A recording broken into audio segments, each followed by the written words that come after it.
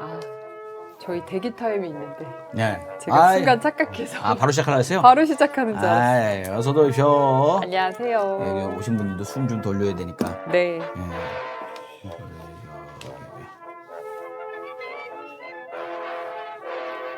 요즘에 참 보면 우리 민주 진영이 이 정부를 꾸리게 되면 참 스피커들은 되게 힘든 시기 같아요. 공부를 2배로는 해야 되는 것 같아. 공격당할 때 방어하려면. 그렇죠. 기본적으로 그 예전에 그냥 공격만 하면 되는데 방어 기제도 이제 안 되는 머리에 이거 어떻게 얘기를 해야 돼? 막 이거 하다 보니까 2배로 신경 써야 되는 생각이 좀 들어요. 그리고 또 저기 보시는 분들도 많이 짜증이 나 있어. 그래서 참 힘든 것 같아요. 잘 돼야 되는데 왜 잘못하나 이런 생각도 있고 우리- 이런 얘기들 하는데 왜 이렇게 우리가 어떻게 대응해야 되지? 맞습니다. 이게 바뀌었으면 이제 그냥 쫙 될 줄 알았는데 저들이 힘이 이렇게 셌구나를 지금 느끼게 되는 느낌. 야, 이게 정부를 꾸렸는데도 이렇게 정치가 할 수 있는 건 제한적이에요. 네. 얘기했잖아. 자본주의와 인본주의의 좀 뭐랄까요, 아슬아슬한 동거. 이 상태가 지금 세계이기 때문에 사람들은 이 이른바 1인 1표의 민주주의가 자본주의를 바꿀 수는 없어요. 자본이 갖고 있는 힘이 훨씬 더 세기 때문에 그게 동거를 하고 있으니. 그래서 이제 결국 그 인본주의가 할 수 있는 건 이 자본주의를 견제하는 것 정도예요.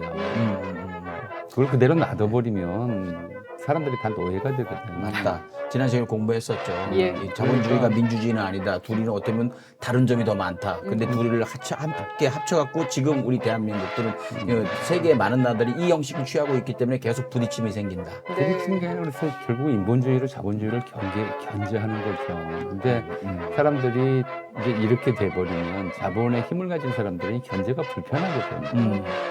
견제가 불편하니까는 온갖 핑계를 대면서 이제 이른바 자본주의가 잘 되는 것이 제일 좋은 것이다. 우리가 부자만 되면 되지 뭐가 필요하냐. 이제 이렇게 얘기를 하는데 그런 얘기 속에서 부자 되는 사람은 아주 소수라는 데 문제가 있는 거죠. 근데 그들은 힘을 쓰고 싶고 정상적인 방법으로 안 되니 불법적인 걸로 뒤에서 밀어놓고 자, 그 이야기를 본 방송에서 시작하겠습니다.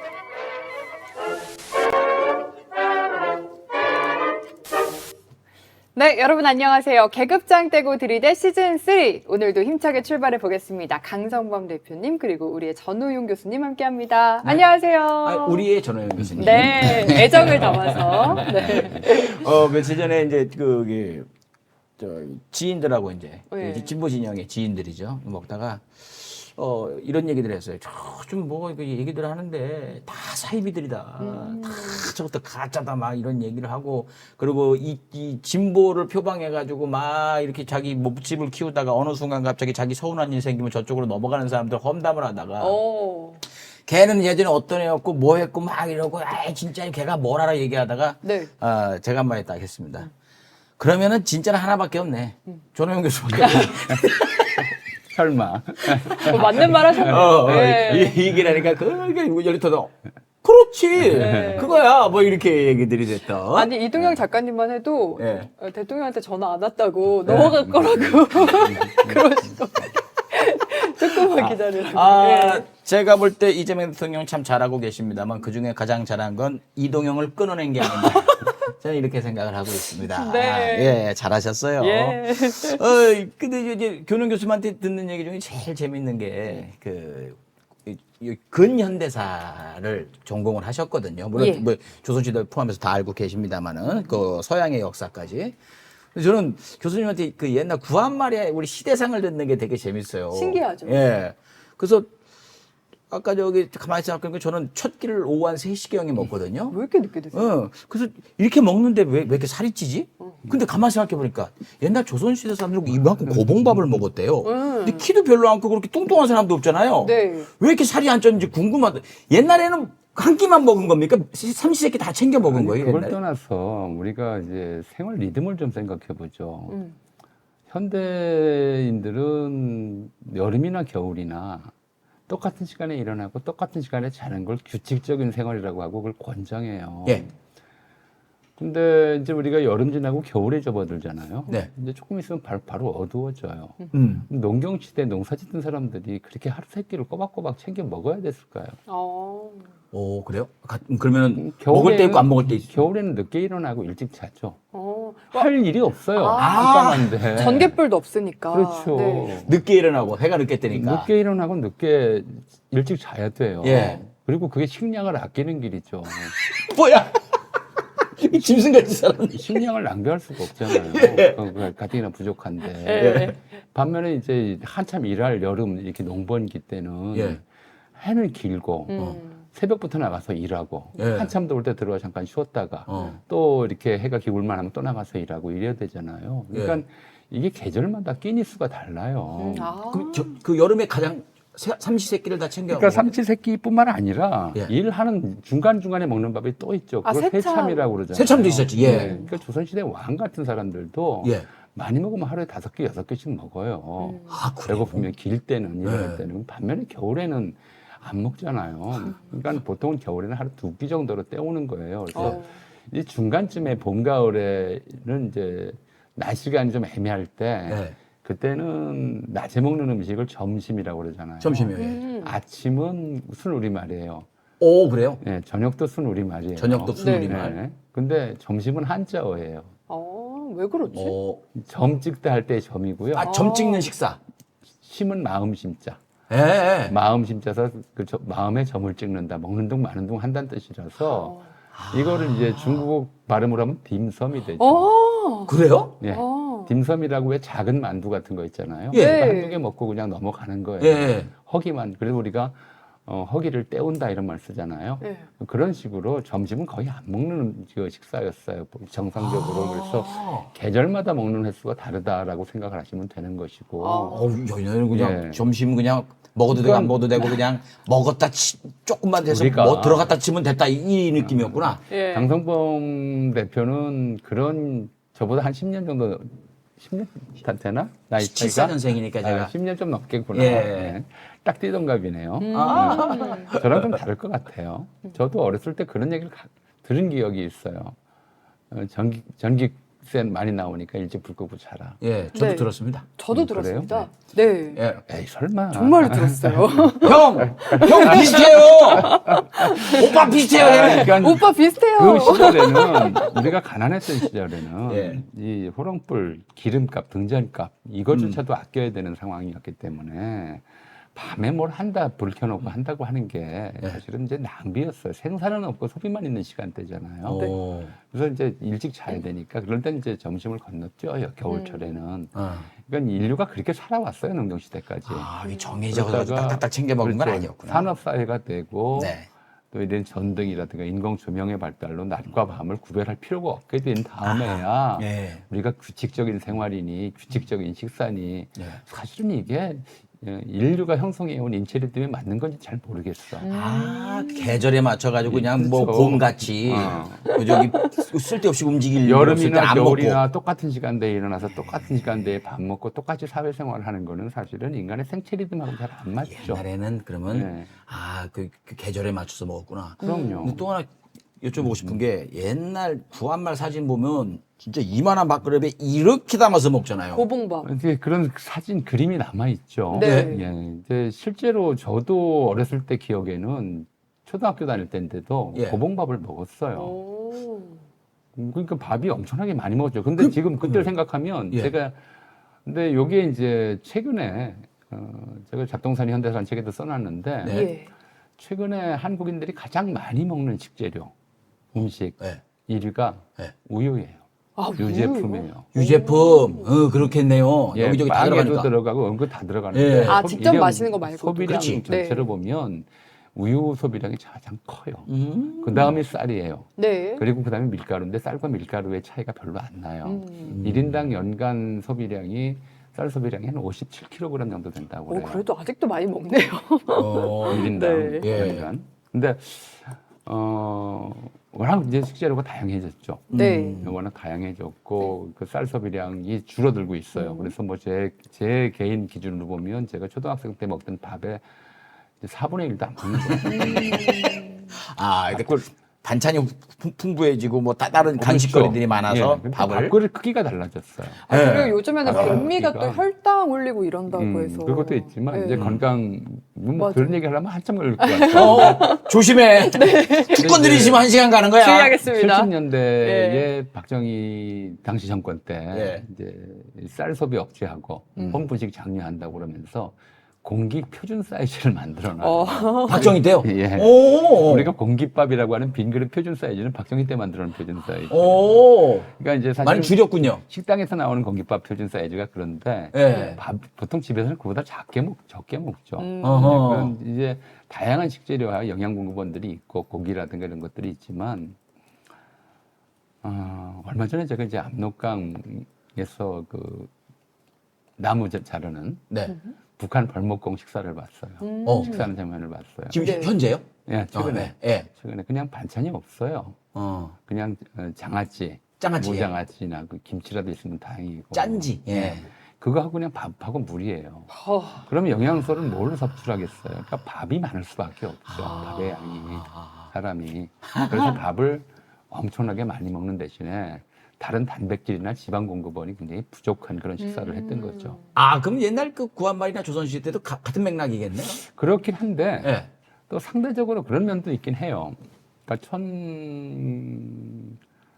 1884년 예. 네. 이때 우리나라 사람에 대한 최초의 이제 신장 기록이 나와요. 오, 예, 오, 신기하다. 일본인 의사가 이제 부산에 이제 병원을 차려놓고 예. 또 일본인들을 위한 네. 이제 그 개항장에 와 있는 일본인들을 위한 병원을 차렸는데 예.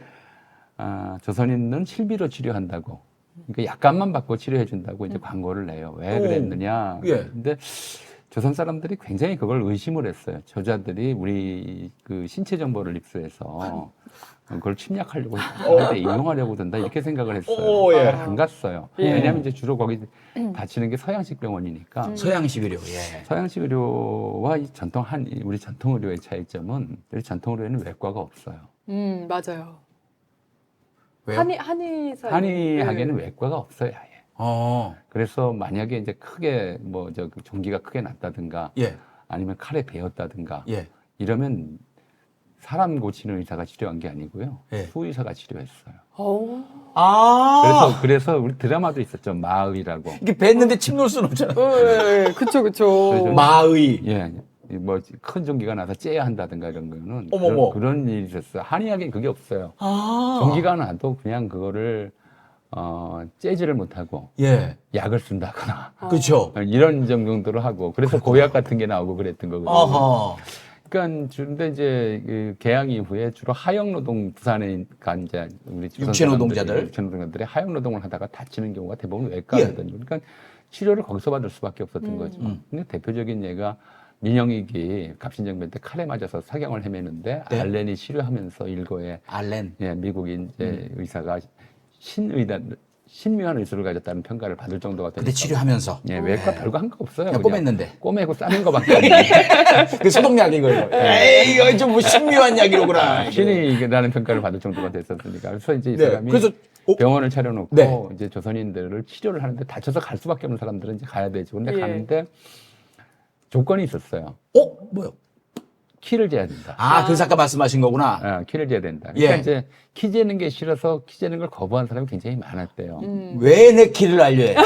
너 우리나라 먹으려고 그러지? 뭐 이런 게. 그런 생각 때문에 조선인들이 많이 거부를 했는데 예. 그리고 나서 이 사람이 이제 조선인 신장을 수집을 해서 책을 냈어요. 네. 계림의사라고 하는 책을 냈는데 책의 기록을 제가 이제 몇 번을 생각해봐도 믿을 수는 없는데 이게 왜 이렇게 됐을까가 궁금했어요. 왜냐하면 그 당시에 1884년에 이 일본인 의사가 낸 책에 한국인 남성 평균 신장이 178cm로 뭐야? 두 가지 가능성이 있어요. 첫째는 정말 키 큰 사람만 그 신장계가 올라갔다. 일본인들 겁주려고. 네. 두 번째. 그러니까 야, 저 키대는 거 보니까 침략하려고 그러니까 큰 놈들만 병원 가요. 이 생각. 예. 그 가능성이 있고 네. 네. 두 번째로는 이제 신장계가 고장났을 가능성. 왜냐하면 책에 있는 기록이 5자인가 이렇게 봤는데 그건 아닌 것 같더라고요. 그래서 이제 그런 가능성을 놓고 봤는데 일단 일본인들이 네. 사실은 그 점에 대해서는 다 동의를 했어요. 왜냐하면 이 통계를 가지고 예. 자기 일본인 의사들끼리 한 조선에 들어와 있는 당신의 원산, 서울, 인천, 계양장마다 일본인 병원들이 있었거든요. 오. 이제 편지로 토론을 해요. 어. 왜 조선인이 일본인보다 큰가? 다들 그렇게 수치가 나온 거예요? 네, 아니 그러니까 다른 안 나오는데 178cm까지는 안 나오는데 그냥 반이 한 거에서. 일단 크다. 예. 일단 조선인이 일본 평균보다 크다. 왜냐하면 당시에 이미 일본은 이제 그 군인들을 모집하고 있었고 네. 보험회사가 만들어졌기 때문에 와. 사실은 인체 통계는 보험회사가 가장 먼저 내요. 예. 수명 통계니 신장 통계니 이런 건 보험회사들이 가장 먼저. 그때도 내요. 센티미터를 썼나요? 그렇죠. 그러면 일본인은 그 당시 어느 정도? 그래서 이제 나온 게 일본 농민의 평균 신장 158cm 남성. 생각보다 큰데요. 일본 남성 농민의 평균 신장 158cm. 예. 일본 군인의 평균 신장 161cm. 조금 크네요. 예, 그러니까 좀 체격 조건이 좋은 사람들이 군대에 갔으니까 예. 그렇게 나온 거예요. 그에 비하면 10몇 cm가 큰 거죠. 그러니까요. 요건 좀 미리 좀 뭐랄까 잡아놔야 되겠네. 1903년에 그로부터 이제 20년쯤 지나서 프랑스인 에밀 브루다레라고 하는 이제 고고학자 겸 인류학자가 우리나라에 뭘 오냐면 경인철도 감독으로 와요. 오면서 이 사람도 신장계를 가지고 와요. 예. 그래서 거기서 군분들 했네 그래. 그러니까요. 예. 철도공사 하는 사람들 인부들 키를 재요. 네. 그러니까 이때는 이제 키 큰 사람만 잰 게 아니라 모두 잰 오, 거예요. 이제 나와. 예. 그래서 평균 신장이 나와요. 네. 163cm 정도. 그래도 크네요. 한 5cm 컸네요. 일본인들 평균보다 한 5cm, 그리고 이제 일본 군인들보다도 한 2cm 크게 이렇게 나온 거죠. 예. 아유, 그래서 이제 그래도 오창석보다 크네. 예. 일본인들이 거기에 대해서 이제 토론을 해요. 이 수치를 두고 왜 조선인이 일본인들보다 큰가? 예. 우리보다 야만인인데. 그 오리엔탈리즘이거든요. 예. 그렇게 생각하고 거기에 이제 자기들끼리의 이제 추론을 해요. 좀 이제 그 추론 내용들을 보면 좀 화가 나기도 하고 우습기도 해요. 이제 하나 제일 재밌는 거는 예. 조선인들은 좀 문명 위생 수준이 열악하고 그 야만적이기 미개해서. 때문에 신체 조건이 나쁜 아이들은 아기 때 다 죽고 야. 아, 미리 알아? 딱 애기 태어나면 너는 165가 넘어가겠구나. 놔두자. 이렇게 되는 거예요? 신체 조건이 좋은 아이들만 살아남기 때문에 그렇다. 원산의 어떤 의사는 이제 그렇게 주장을 했어요. 많이 우생 죽으니까. 느낌. 예, 네. 또 어떤 의사는 이 서양인들은 문명이 발달할수록 키가 크는데 동양인들은 문명이 발달할수록 키가 안 줄어든다. 이런 주장을 하기도 했고 아이, 참 옹졸한 애놈들도 배운 건 뭐해? 요즘 판사들 보는 것 같네, 그래. 세 번째 주장은 그래요. 세 번째 주장은 조선인들은 머리를 안 쓰기 때문에 먹는 게 다 뭐 키로 간다.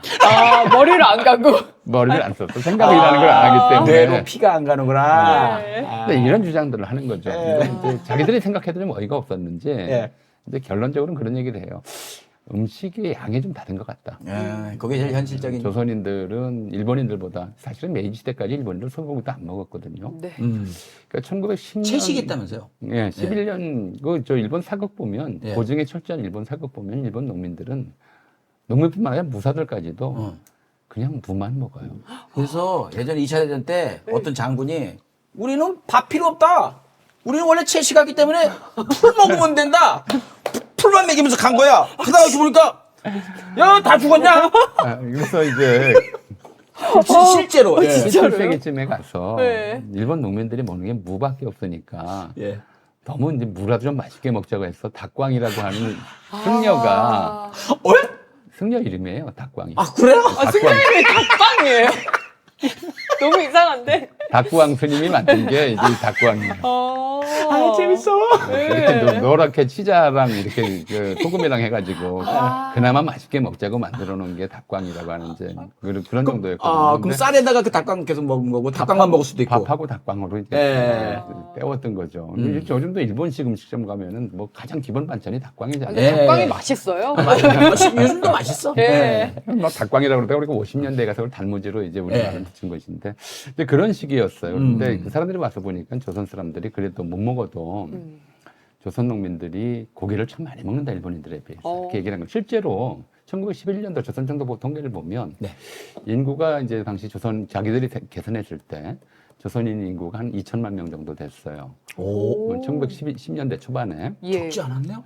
생각보다 많은데. 사실은 좀 축소된 거라고 좀 아, 그래요? 통계가 좀 정확한 통계는 아니기 때문에 예, 예. 2천만 명 정도를 이제 추정을 그 2천만. 통계를 냈고 일본의 인구는 한 5,500만 이렇게 지금도 사실은 일본 전역 인구가 한 2억 3천만 이렇게 됐죠. 2억 3천이요? 예. 어, 아 1억 3천. 그죠. 예. 예. 한국 인구가 2배 정도 돼요. 아, 제가 지적할 뻔했어요. 1억 잘 2천까지 먹겠습니다. 제가 봤는데 하려고 했는데. 1억 3천만 정도 된다고 해요. 예. 한국 남북한 합친 인구의 2배 가까이 돼요. 음. 근데 그 조선에서 사육하는 소가 네. 일본에서 사육하는 소보다 더 많았어요. 아, 그러니 고기를. 예. 소도 그렇고 특히 돼지, 닭 네. 이런 것들은 이제 우리 조선인들이 많이 먹기 때문에 예. 일본인들이 식정 어. 음식에 더 이제 신경을 써야 체력이 좋아진다는 얘기를 저한테 해요. 그리고 실제로 1940년대 징용 노동자들에 대한 이제 처우에서도 네. 조선인들이 일본인들보다 많이 먹어서 더 배고프다고 그런다. 예. 이런 얘기들을 참 많이 해요. 그러니까 어. 식사량이 중세부터 전체적으로 보면 조선 사람들이 더 많았던 건 맞는 것 같아요. 네. 일본인들이 보기에도. 아, 재밌다. 그러게요. 이 재밌지, 이게. 네. 그러면 또 재밌는 얘기 2탄 갑니다, 이제. 네. 요즘 저기 아주 조중동 경제지 해가지고 신났어. 지들 제일 전공이거든요. 맞아요. 부동산 뭐 정책만 나오면 딱 째리고 있다가 누구 이력 찾아가지고 집이 어딘가 따졌다가 누가 방송 나와서 한마디 하는 거 그거 다 해가지고 지금 난리를 치고 있죠. 신났습니다, 지금. 부동산 문제가 이 언론에서 이렇게 공격하는 게 맞는 얘기예요. 아니 이제 부동산 얘기를 하는데 부동산이라고 얘기를 보통 얘기를 해요. 네. 부동산으로 재산을 나눠가는 거 땅이죠, 그냥 땅과 집이죠. 예. 그런데 재산 개념, 거주 개념보다는 재산 개념을 앞세우는 건데 이것도 굉장히 근대적 현상이잖아요. 그러면 궁금한 게 그거예요. 우리 구한말 조선시대 때 부동산 갖고 투기한 사람이 있는지 있죠. 있어요? 예, 있긴 그런 것들. 있는데. 그러니까 투기한 사람이 있는지. 투기라기보다는 예. 이제 이런 개념을 좀 생각해 보시면 돼요. 투기라고 하는 것 생기는 걸 떠나서 네. 조선 시대에는 이제 한양으로 1394년에 이제 한양으로 도읍을 정해요. 네. 그리고 국법으로 다른 사람이 벼슬아치 말고 예. 벼슬아치와 그 종 말고 노비들 말고 다른 사람이 함부로 서울에 들어와 살 수가 없어요. 그때는 이제 계급 사회니까 신분 사회고 예. 서울에 그리고 이제 양반에 딸려오는 거죠. 그렇죠. 예. 그 서울의 집도 기본적으로 서울의 땅도 전부 왕의 땅이에요. 부동산이라는 게 없지. 전부 다 그게 왕권. 원래 그냥 그 뭐죠 남경이라고 저 고려 시대에 있었던 것이긴 하지만 예. 그 땅을 무슨 뭐 누가 소유주가 있어서 한 게 아니라 새 왕조를 만들면서 여긴 전부 왕의 땅이다. 라고 해서 이건 다 나눠줬어요. 그래서 양반 뭐 가은아웃이 영의정 이쯤 되면은 네. 이제 막 일결 그다음에 그 아래급은 뭐 구부 뭐 이런 식으로 일결이면 어느 정도? 그러게 한 일결이 2,000평 정도 될 것 같아요. 2,000평? 그 개념 그때가 요즘이랑 개념이 다르니까 예. 넓은 저택지를 주고 지금 직급에 따라 이제 등급을 나눠서 좀 차등 있게 준 거죠. 네. 그렇게 집을 나눠줬고 그 집에서 인구가 더 늘어날 수 없게 제한을 해놨어요. 네. 그래서 조선 중엽까지는 저 인구가 늘어나지도 못하고 또 집의 거래가 활발하지도 않았어요. 그럴 수가 없죠. 이제 벼슬 그만하고 나가는 사람이 예. 그러니까 이 조선 개항기까지도 서울 집에는 땅값이 없었어요. 신기하다. 오? 땅이 저 임금 땅인데. 그럼 벼슬 그만두면 집에서도 나가야 그럼 다 돼요? 전세였어요? 그러면? 아니 집값만. 그러니까 건물값만 있고 부지값은 책정을 못했어요. 뭔 말인지 알겠다. 그러면은 누군가가 집을 짓고 싶다 그러면은 건물값을 내야지. 건물값은 자기가 건물값을 드리는 거지. 그리고 건물값을 받고 파는 것이고. 근데 거기 살다가 임금이 그럼 나가야 되는 거고요. 임금이 나가가 그러는 건 이제 거의 안 하는데 예. 대체로 이제 법이 있어서 역적죄에 걸리면 재산 정몰되잖아. 집을 당연히 뺏기는 그렇겠죠. 거예요. 예. 뺏어서 그냥 다른 용도로 쓰기도 하고. 이게 이제 조선시대의 부동산 정책의 기본적으로. 땅값이 없었구나. 땅값이 없지. 예. 그리고 그런 것들 때문에 별별 일들이 나타나는데 그걸 여가 탈입이라고 그래요. 그래서 여가 어. 탈입. 탈입. 힘 있는 사람이. 여가 탈입. 예. 힘 있는 사람이 거기 사는 사람 보고 너 나가. 오.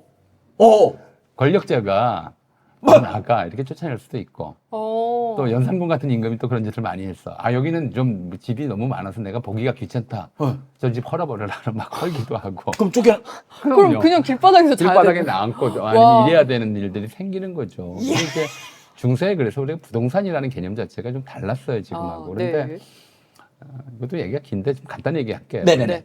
병자호란이 나고 나서 예. 우리가 그 인조가 청태종에게 항복할 때 예. 삼전도의 굴욕. 삼전도의 굴욕 때 그때 이제 후속 조치 중에 하나가 뭐냐면 성이 무너져도 다시 쌓지 않는다라고 하는 조항을 집어넣어요. 아, 그놈들한테. 예. 예. 성이 무너져도 다시 쌓지 않는다.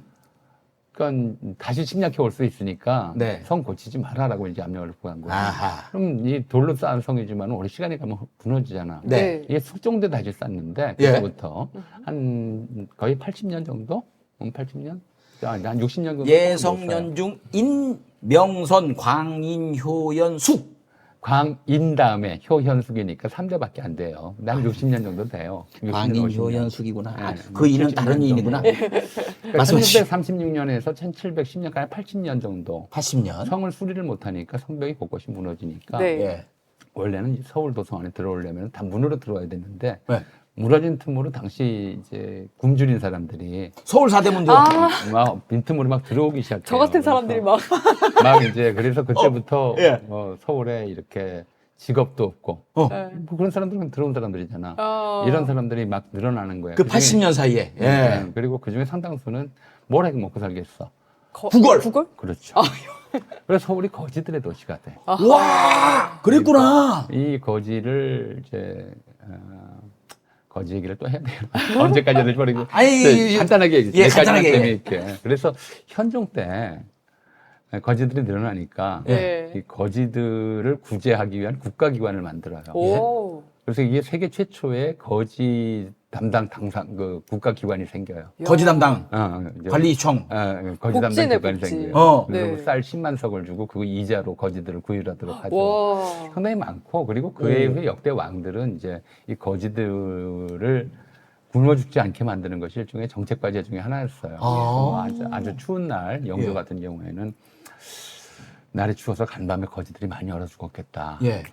그래서 이제 그 한성부한테 명령을 해서 예.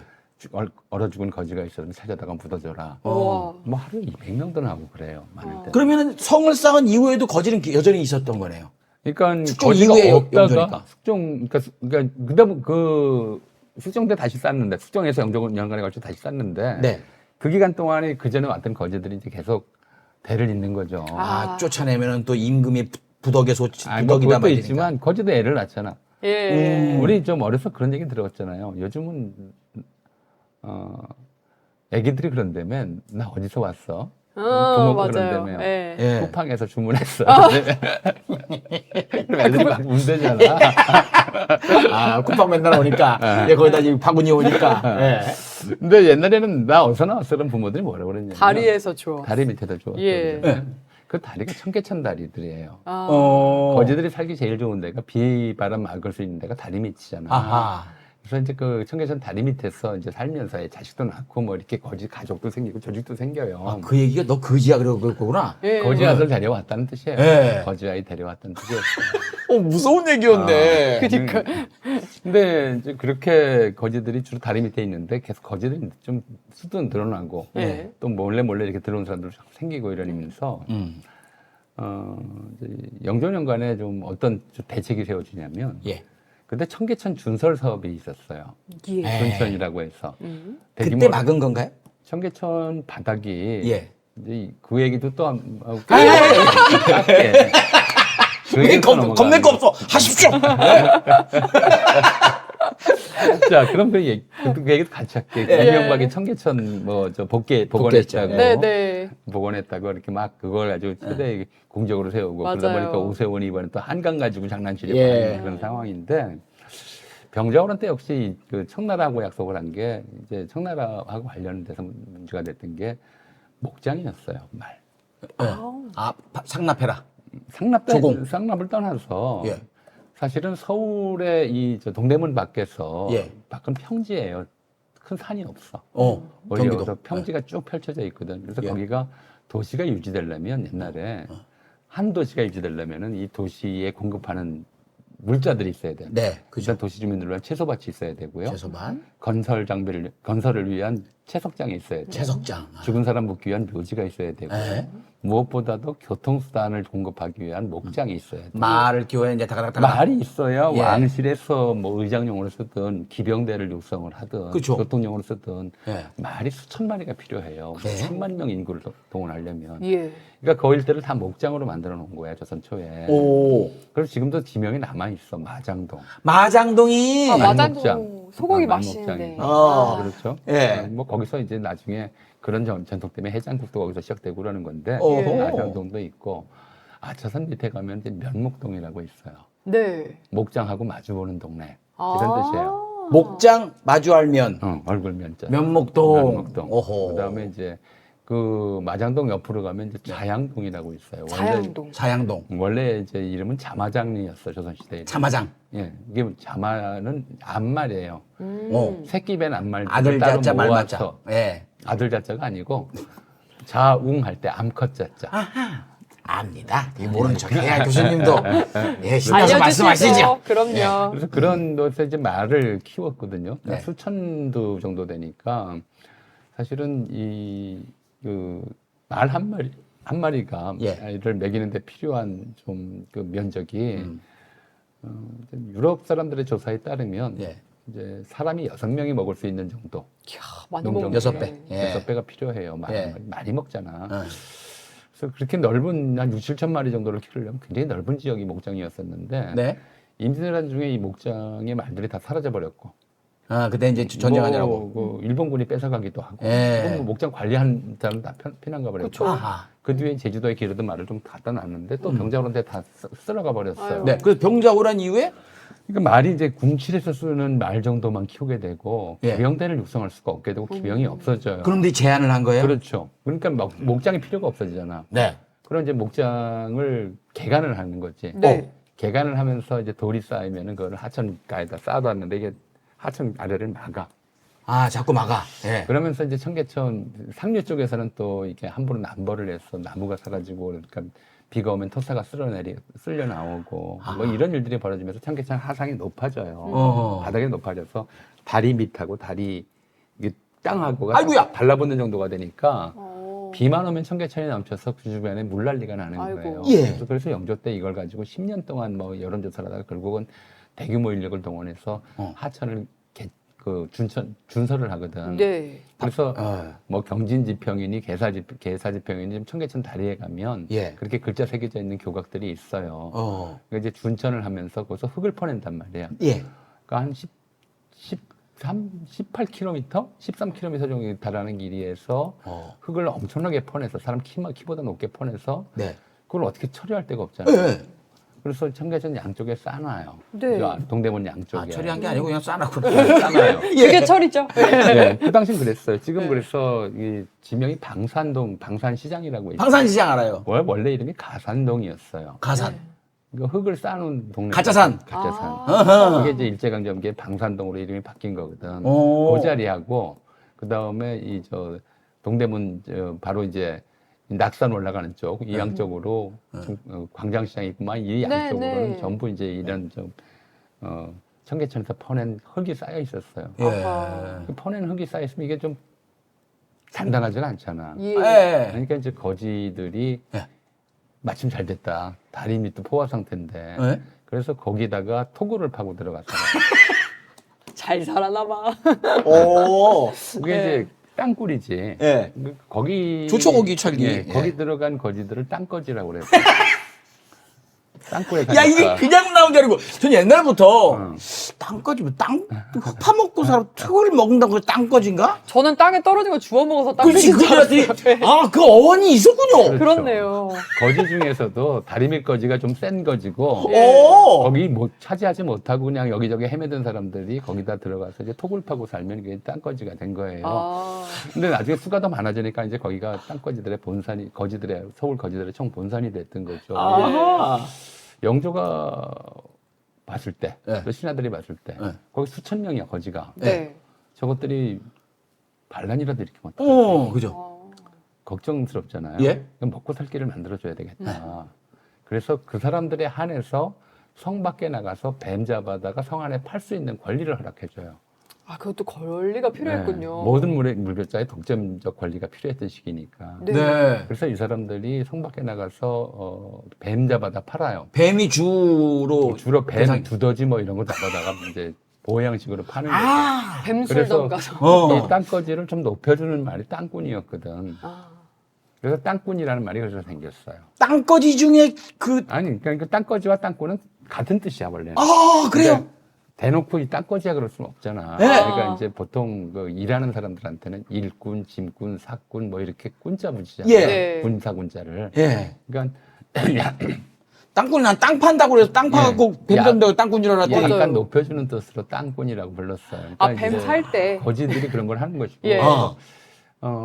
거의 90년대까지도 청계천 주변에는 네. 이 뱀탕집, 뱀 잡아 파는 사람 그런 사람 굉장히 많았죠. 그래서 뭐 이제 뭐 지나가는 사람 호객하면서 네. 이것이 무엇이냐, 뭐 네. 비암이야, 비암 이런 아, 비암. 예, 그거 하는 예. 사람들이 되게 그런 이제 야, 맥락을 역사와 지닌 전통이 사람들이에요. 있군요. 예, 뭐 그런 정도였죠. 그렇게. 예. 근데 어디까지 얘기하다 이렇게 됐지? 서울에 이제 이쯤 얘기 나오면 이제 광고할 때가 되는데. 오늘 재밌다. 난, 오늘 준비된 내용보다 이런 얘기가 훨씬 더 재밌어요. 그러니까요. 준비를 예. 안 하는 게 더 재밌을.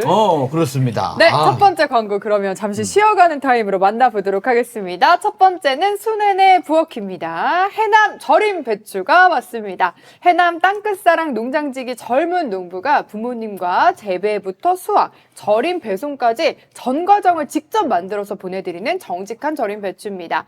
고객님께서 도착일로 예약하는 날짜, 그 지정하는 날짜에 배송 완료가 되고요. 홈페이지 들어가셔서 날짜 확인해 보시고 주문해 주시면 되겠습니다. 20kg 38,900원이고요. 무료 배송이라고 네. 하네요. 예, 순애 씨가 아주 그냥 저렴하게 나왔다. 그렇게 자랑을. 진짜 중요한 거는 저렴하네요. 저기서 더 싼 거예요. 딴 데보다. 와. 배송비가 없거든요. 그러니까요. 배송비까지 무료고요. 전화는 지금 하단에 나가고 있습니다. 010-7203-6857로 전화 주시면 주문 가능합니다. 네. 순애 씨가 참 용감해요. 전 잘 모르잖아요. 네. 절임 배추를 누가 사 했더니 뭐라는 거예요? 지금 김장철인데. 그러니까. 그러더라고요. 그래서, 그래? 그래서 자기가 한다니까 뭐 어떻게 하겠습니까? 네. 아무튼 절임 배추 최고 조건으로 가장 맛있게 제대로 담가가지고 아주 저렴하게 무료 배송이니까, 검색창에 뭐 쳐야 되죠? 검색창에 순애네 부엌. 부엌이라고 네. 치시면 되겠습니다. 이게 절임 배추까지가 힘들고 양념은 사실 묻히면 되거든요. 그러니까 난 몰랐는데 절임 배추 많이들 찾는다고 하더라고요. 그럼요. 예, 아무튼 김장 쉽게 저렴하고 아주 그 퀄리티 있게 가성비 있게 하세요. 다음 광고는 노량진 방석 되겠습니다. 살다 보면 그런 날 있죠. 누가 알아주든 안 알아주든 그냥 묵묵히 내 자리를 지키고 버텨야 되는 날. 어쩌면 오늘은 여러분의 하루가 그런 날이었을지도 모르겠어요. 여기 광고주가 시인이요 뭐야 이거. 이렇게 보내주셨어요. 예. 자, 그리고 바로 드릴 포즈업 나옵니다. 이 드릴 포즈업의 노량진 방석. 이게 그냥 방석처럼 보이죠? 이거 어떻게 생겼냐면 이게 껍데기를 씹으면 이렇게 생긴 거예요. 맞습니다. 아직 저기 소같이 생겼지 농협같이 생기긴 했는데 네. 아무튼 이게 인체공학적으로 설계가 된겨. 그래가지고 이 고분자 젤 그리고 가운데 요게 이제 요 옆에가 이제 고밀도 메모리 폼의 만남 이게 핵심이라는 게요. 중요한 건 이렇게 해놓음으로써 앉으면은 체중이 쏠려갖고 쏙 들어가는 게 아니라 이게 분산을 해주는 거예요 이게. 저도 지금 저기 반주스 할 때부터 계속 이렇게 앉아 있습니다만은 푹 들어가가지고 꼬리뼈라든지 뭐 베기는 느낌이라든지 이게 전혀 안 나가지고 이거 고급 방석이구나 라는 생각이 그냥 앉아보면 자연스럽게 듭니다. 지지해야 될 것은 단단하게 받쳐주고 압력이 쏠리는 것은 부드럽게 감싸주는 거예요. 이 똑똑한 녀석이 내 몸을 정확히 알고 밑에서 받쳐주는 그러한 느낌이 든다. 요거 앉아보셔야 압니다. 지금 런칭 특가 60% 할인해가지고 39,800원에 판매합니다. 이 정도 퀄리티, 이 정도 가격이면은 진짜 이거 뭐 어서 파는 뭐 5,000원, 10,000원짜리 방석이 아니에요, 이거는. 레벨이 다른 거니까 여러분들 제대로 된 거, 기왕 사는 거, 아이고 해봤더니 아니야 하지 말고 한 번에 이렇게 딱 사시는 게 이 특히 60% 할인 받아가지고 노량진 방석 구매해 보시면 좋겠다. 왜 노량진이냐? 며칠 밤새면서 공부해서 앉아있어도 괜찮다 해가지고 노량진 방석이 된 거거든요. 요 앞에가 좋게 돼 있으니까 공부하시는 예. 분들 선물하셔도 괜찮을 것 같다. 그리고 사무실 일하시는 분들 선물하셔도 괜찮을 것 같다. 네. 말씀드립니다. 그리고 게임 오래 하시는 분들도 방석 중요하거든요. 그러네. 예. 아, 거기다 광고 넣어야 되겠네, 노량진 방석에서. 그러니까요. 예, 게임방 채널 하시니까. 예. 자, 노량진 방석이었습니다. 검색해보세요. 네, 그러면 세 번째 광고. 마지막입니다. 1년 내내 좋지만 특히 이맘때 너무너무 필요한 크림이 아닐까 싶습니다. 유럽에서 화이트 골드라 불릴 만큼 특별한 동키 밀크를 국내 유일입니다. 직영 당나귀 목장에서 정성을 다해서 직접 착유했습니다. 네. 항산화, 항염, 미백 특허까지 받은 진짜 고기능성 크림이고요. 끈적하지 않아서 남성분들도 부담 없이 쓸 수 있고 특히 노화가 시작되는 저 같은 30대 이상의 분들 환절기 돌아오니까 진짜 아침마다 피부 막 푸석푸석하고 미치겠거든요. 그렇습니다. 그럴 때 발라주시면 너무 좋습니다. 콜라겐이 주름 사이사이를 채워드립니다. 지금 더보기 링크에서 최대 52% 할인 진행 중이고요. 전화번호로 동키 크림 이렇게 문자만 보내주셔도 연락이 간다고 합니다. 바르고 얼굴에 광채가 안 나. 이러면 100% 또 환불까지 해드린다고 하네요. 그리고 실제로 구매한 분들이 이거 바르고 화장품 바꿨냐? 너 피부 왜 이렇게 좋아졌냐? 비법이 뭐냐? 이렇게 다들 주변에서 물어보신다고 하니까요. 의심하지 마시고 그냥 한번 써보시면 되겠습니다. 네, 그래서 저게 완판이 됐다가 한 맞아요. 보름 전부터 다시 새로운 제품 만들어가지고 나가고 있거든요. 맞습니다. 여기 되게 옛날에는 이게 많았을 수 있어요. 근데 그 병자호란 때 왜 오랑캐들 때문에 당나귀들이 다 없어졌거든요. 그래서 수입하는 줄 알잖아요, 당나귀를. 예. 아니요, 다시 이 오랑캐한테 당한 수모를 되갚기 위해서 목장에서 우리나라에서 목장을 만들어가지고 유일, 국내 유일. 거기다 계약을 해가지고 우리나라에서 자라난 당나귀 유로 뽑아냅니다. 유럽에서 예. 화이트 골드로 불린다고 해요. 그래서 광채가 난다. 써보신 분들이 이 완판으로 재구매로 보답을 했으니까 뭐 본인도 한번 왜 그런지, 왜 완판이 되는지, 왜 인기 있는지 한번 직접 본인 얼굴로 느껴보셔라 말씀드리겠습니다. 네. 말씀드린 광고도 방송 끝나고 댓글창 메뉴에 링크 고정해 놓을 테니까 그거 클릭하시면 돼요. 광고 끝! 네. 자, 근데 난 요거 몇 가지 더 여쭤봐야 돼. 부동산에 대해서. 요즘 맞아요. 부동산과 커뮤니케이션 하니까. 이게 사람들이 욕망이 막 겹쳐지고 막 이렇게 하면서 이렇게 부동산이 이렇게 요즘 날리고 하는 거잖아요. 옛날에도 저기 부동산 사기 그래가지고. 굉장히 많았죠. 옛날에도요? 땅이 자기 게 아닌데도요? 자, 이렇게 좀 보죠. 그러니까 사실은 우리가 좀 요약해서 말하자면 예. 이제 땅값이죠. 땅은 제한되어 있잖아요. 네. 네. 거기 사는 사람이 늘어나면 땅이 더 귀해지는 거죠. 네. 사람은 천해지고 그럼 땅값이 오르는 거예요. 그러니까 인구 증가랑 바로 이제 밀접한 관계가 있고 인구 증가 이제 여러 요인들이 있죠. 그러니까 조선 후기 들어서 인구가 회복되고 임진왜란 병자호란 때 인구가 확 줄어요. 네. 전쟁 치르면서 많은 사람이 죽었잖아요. 네. 굶어 죽고 병 걸려 죽고 싸우다 죽고 빼또 먹고 납치당하고 이제 이런 죽었던 줄어들었던 인구가 회복되면서 다시 인구 증가 지수가 나타나고 이럴 때 조선 말기에도 이미 토지 주택값 상승 현상은 있었어요. 네. 있었는데 이제 그래도 사람들 관행상 네. 이 땅은 다 임금 땅이고 네. 나라 땅이고 집만 건물만 내 거다. 네. 이런 식으로 구분하는 관념이 있었는데 개항 이후에 일본인들이나 유럽인들이 들어오면서 네. 자기들하고 이제 이 관습이 다른 거잖아요. 관념이 달라요. 그 등기제도도 없고 기본적으로 신문서 있잖아요. 신문서는 있죠. 네. 관의 인증을 받은 것도 있는데 예. 이제 이건 사기 당하는 게 굉장히 쉽죠. 신문서는 어디 신문서 가지고 사기 당하는 건 워낙 쉬워요. 저기 그래요? 궁궐에 네. 그걸 따로 복사해서 보관해 놓는 게 아니니까. 그렇죠. 별건이 있는 게 야, 아니니까. 그거 되게 이건 취약하네. 이제 기본적으로 이게 이른바 이제 중세 사회는 익명성의 공간이 다 알아요. 네. 증인도 있고 아는 사람도 있고 제가 저 사람이 몇 대째 여기 살았고 여기 예. 누구 선산이고 이런 거 다들 아니까 이걸 사기칠 수가 없었어. 그런데 개항이 되고 외국인들이 특히 일본인들이 국내에 들어오면서 서울에 거주하면서 예. 모르는 사람이잖아. 그러니까요. 양쪽 다 사기치기가 쉬운 거예요. 일본 사람도 조선 사람도. 그러니까 일본 사람들이 주로 이제 이 서울에 들어와서 재산을 축적하는 방법 중에 대표적인 것들이 전당포업이었어요. 전당포. 전당포. 전당포를 하면서 집문서 잡고 돈을 빌려주는데 예. 양쪽의 사기가 이런 식이야. 이제 일본인들 전당포 주인은 어떻게 하냐면 예. 한 달 내에 안 갚으면 이건 내 거다. 예. 원래 전당포가 그렇잖아요. 그렇죠. 언제까지 안 찾아가면 이건 내 거다. 그렇죠. 집문서도 잡아요. 네. 그리고는 한 달 되기 전에 도망가 버려. 진짜 사기네. 누가요? 전당포 주인이 어. 갚으러 갔는데 없어 전당포가. 그리고 좀 이따 와가지고 좀 이따 다시 내 거야? 나타나가지고 내 거야 이렇게 되는 거죠. 아유 이 나쁜 놈. 이렇게 되는 경우도 있고. 예. 또 이 사람이 조선 물정이 어둡잖아. 예. 조선 사람이 사기를 치기도 해. 아, 미정문서? 가짜 집문서 만들어가지고 그걸로 돈 받아놓고는 찾으러 가지도 않는 거지. 예. 이거 내 집이라고 갔더니 무슨 예. 소리야? 이건 우리가 너 뭐하러 놈냐? 왜 왔냐? 이게. 해본 적이 없는 거죠. 예. 그래서 이제 일본 측의 요구에 따라서 연도가 좀 정확히 그것까지 아실 수는 없는 게요. 그렇죠. 예. 그럼 그것까지 아시면은 인간성 부족하신 거예요. 1900년 정도 전후에서 토지가옥 증명 규칙이라는 게 만들어져요. 토지 가옥 증명 규칙. 예, 그런 걸 만들어서 일종의 이제 토지에 대해서도 예.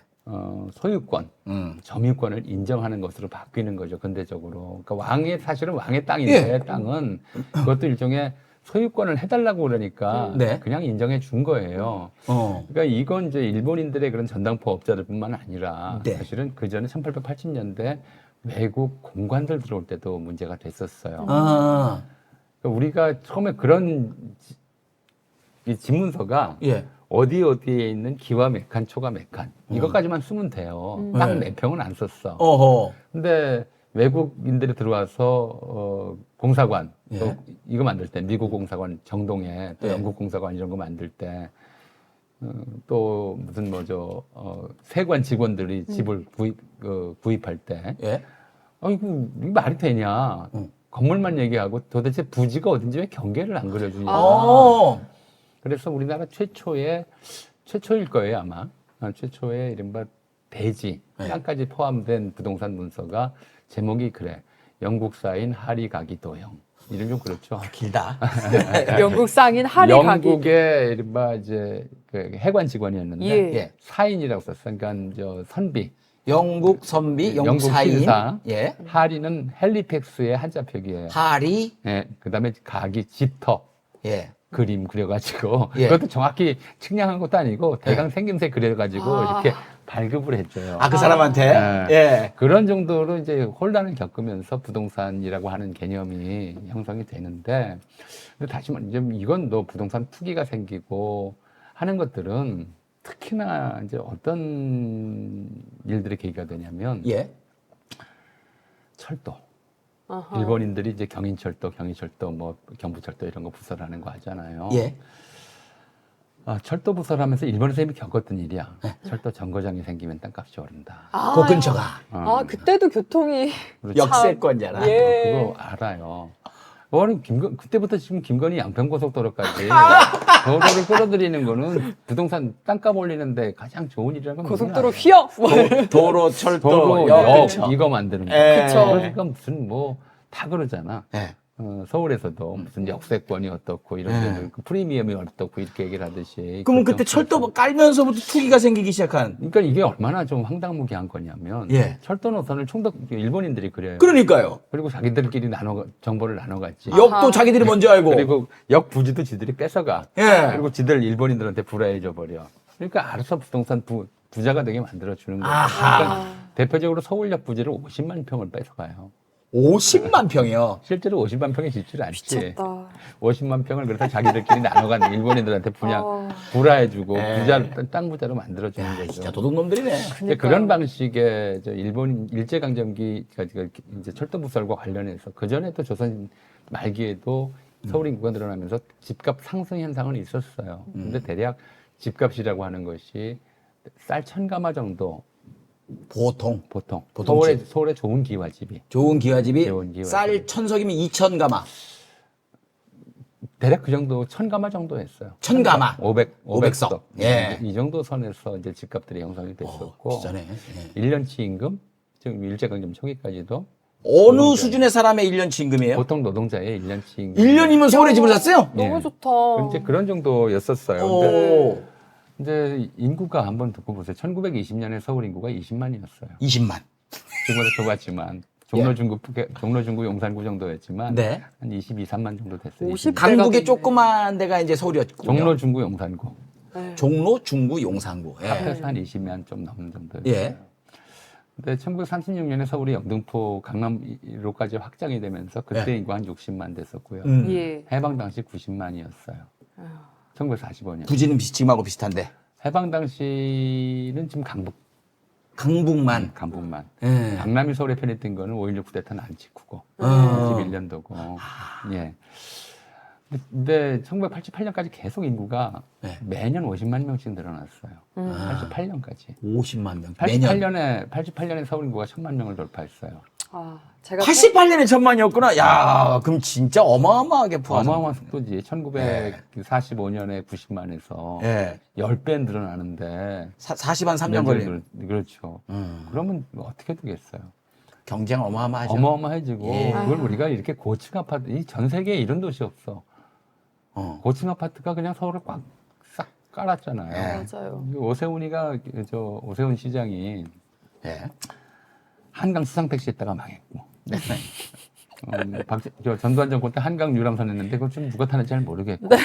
그 행사만 그러고 해요. 하니까 행사만 이제 단체. 예. 한강 뭐 버스 만들었다고 하는데 예. 이게 예컨대 다른 나라들 큰 도시나 뭐 이런 데 가면 강변에 아름다운 건물들이 참 많아서 그거 볼만해요.